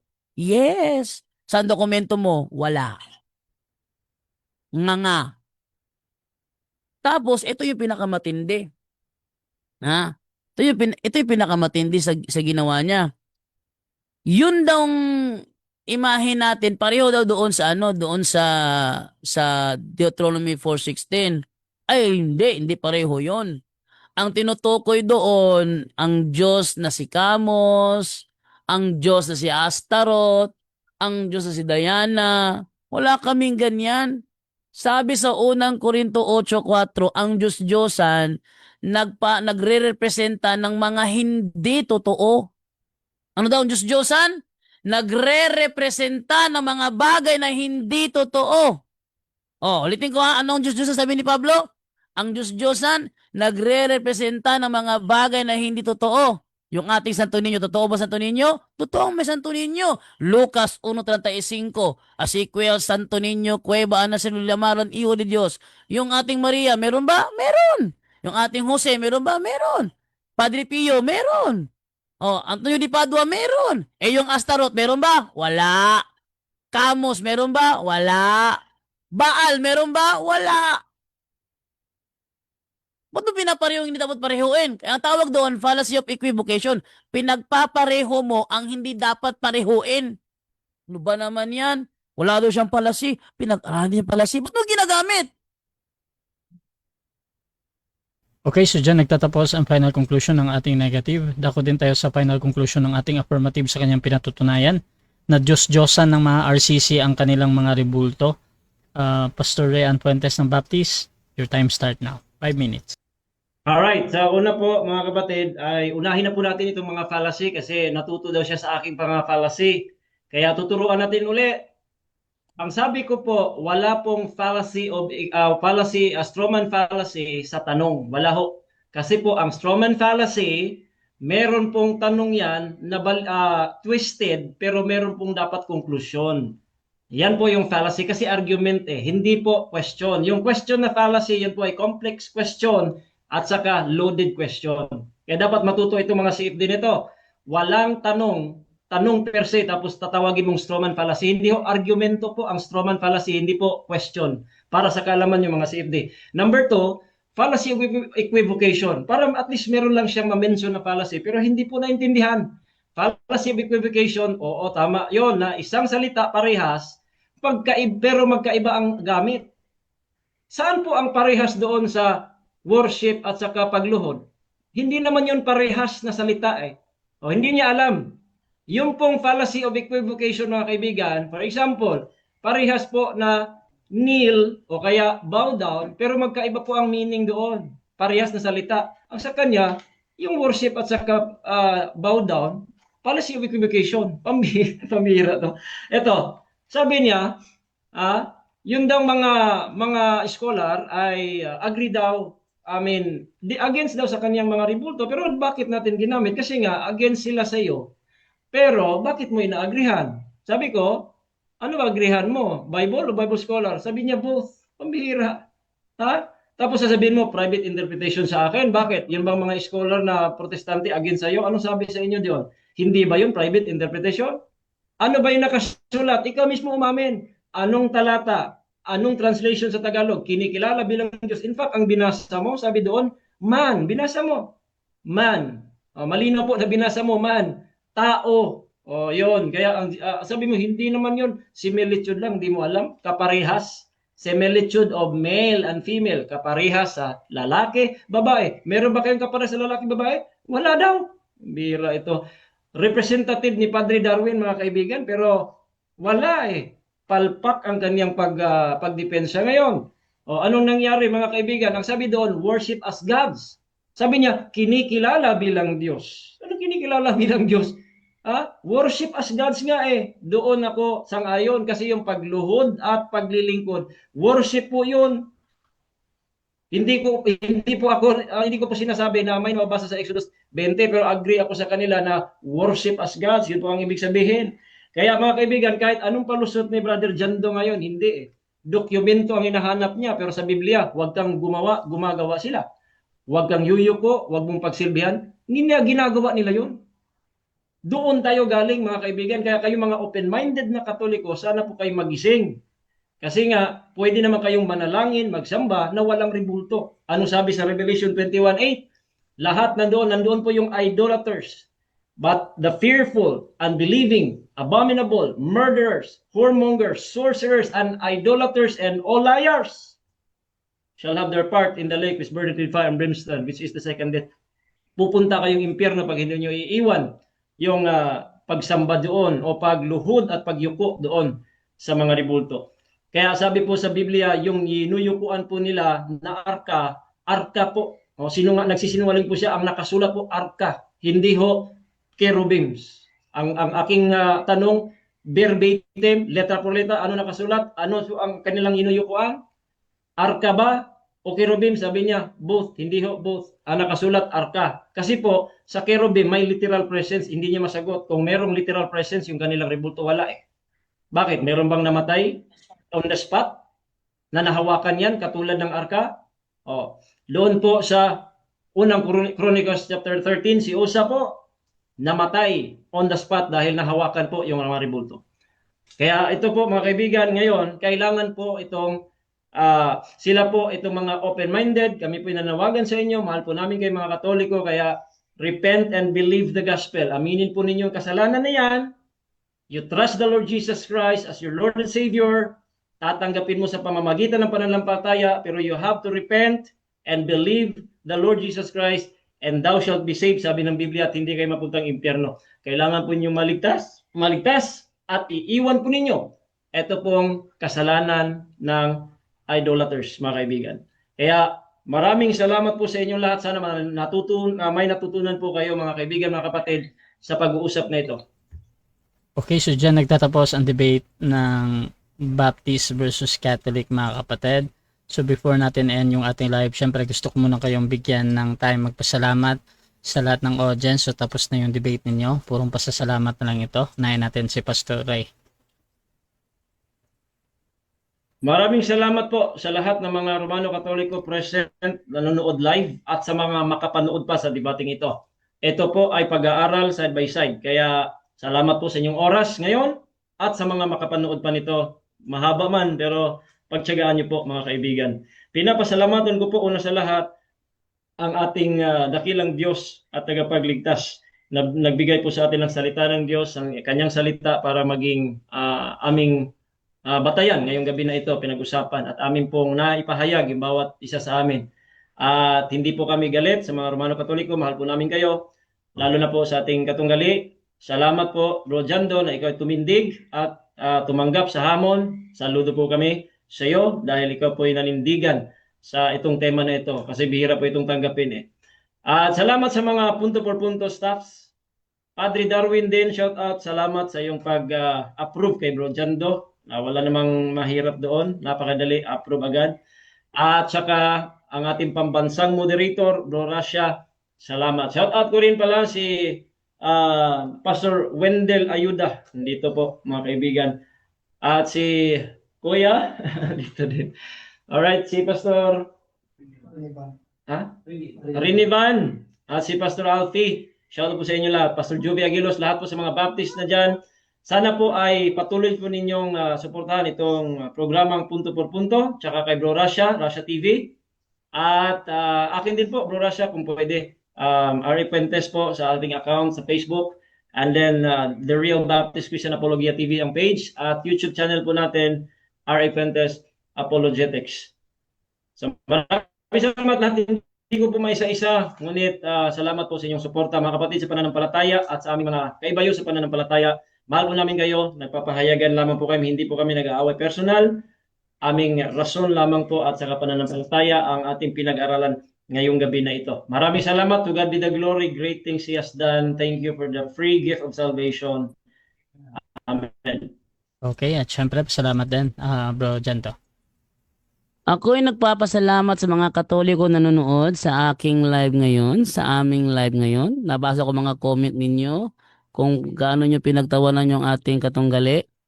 Pasalamat po ako doon. At pasalamat din ako sa mga comment dito na sinasabi nilang hindi mo kami maluloko.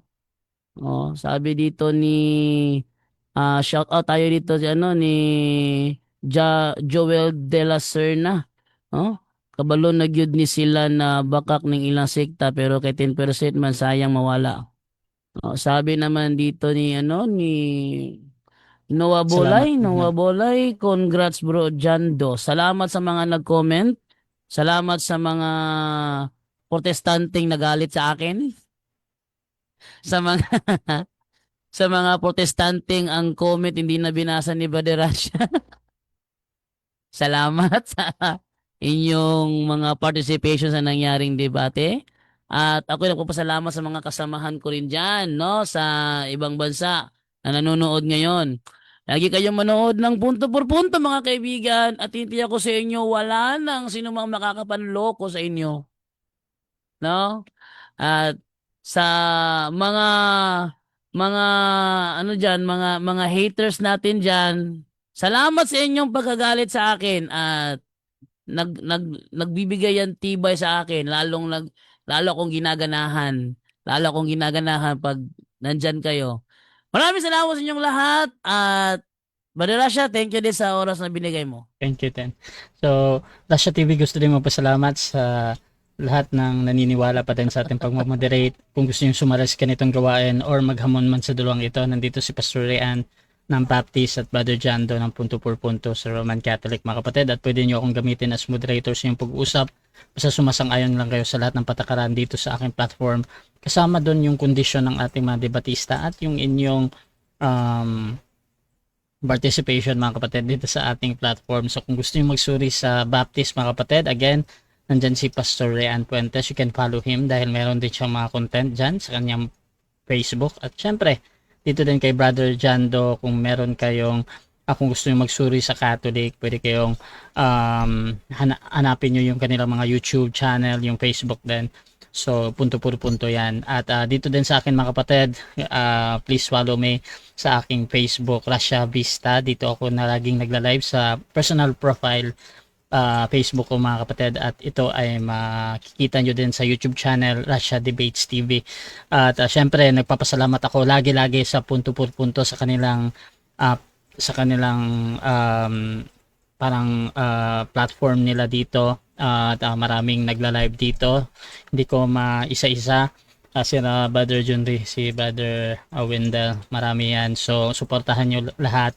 So maraming salamat. This is Admin Rasha ng Rasha TV and we're out.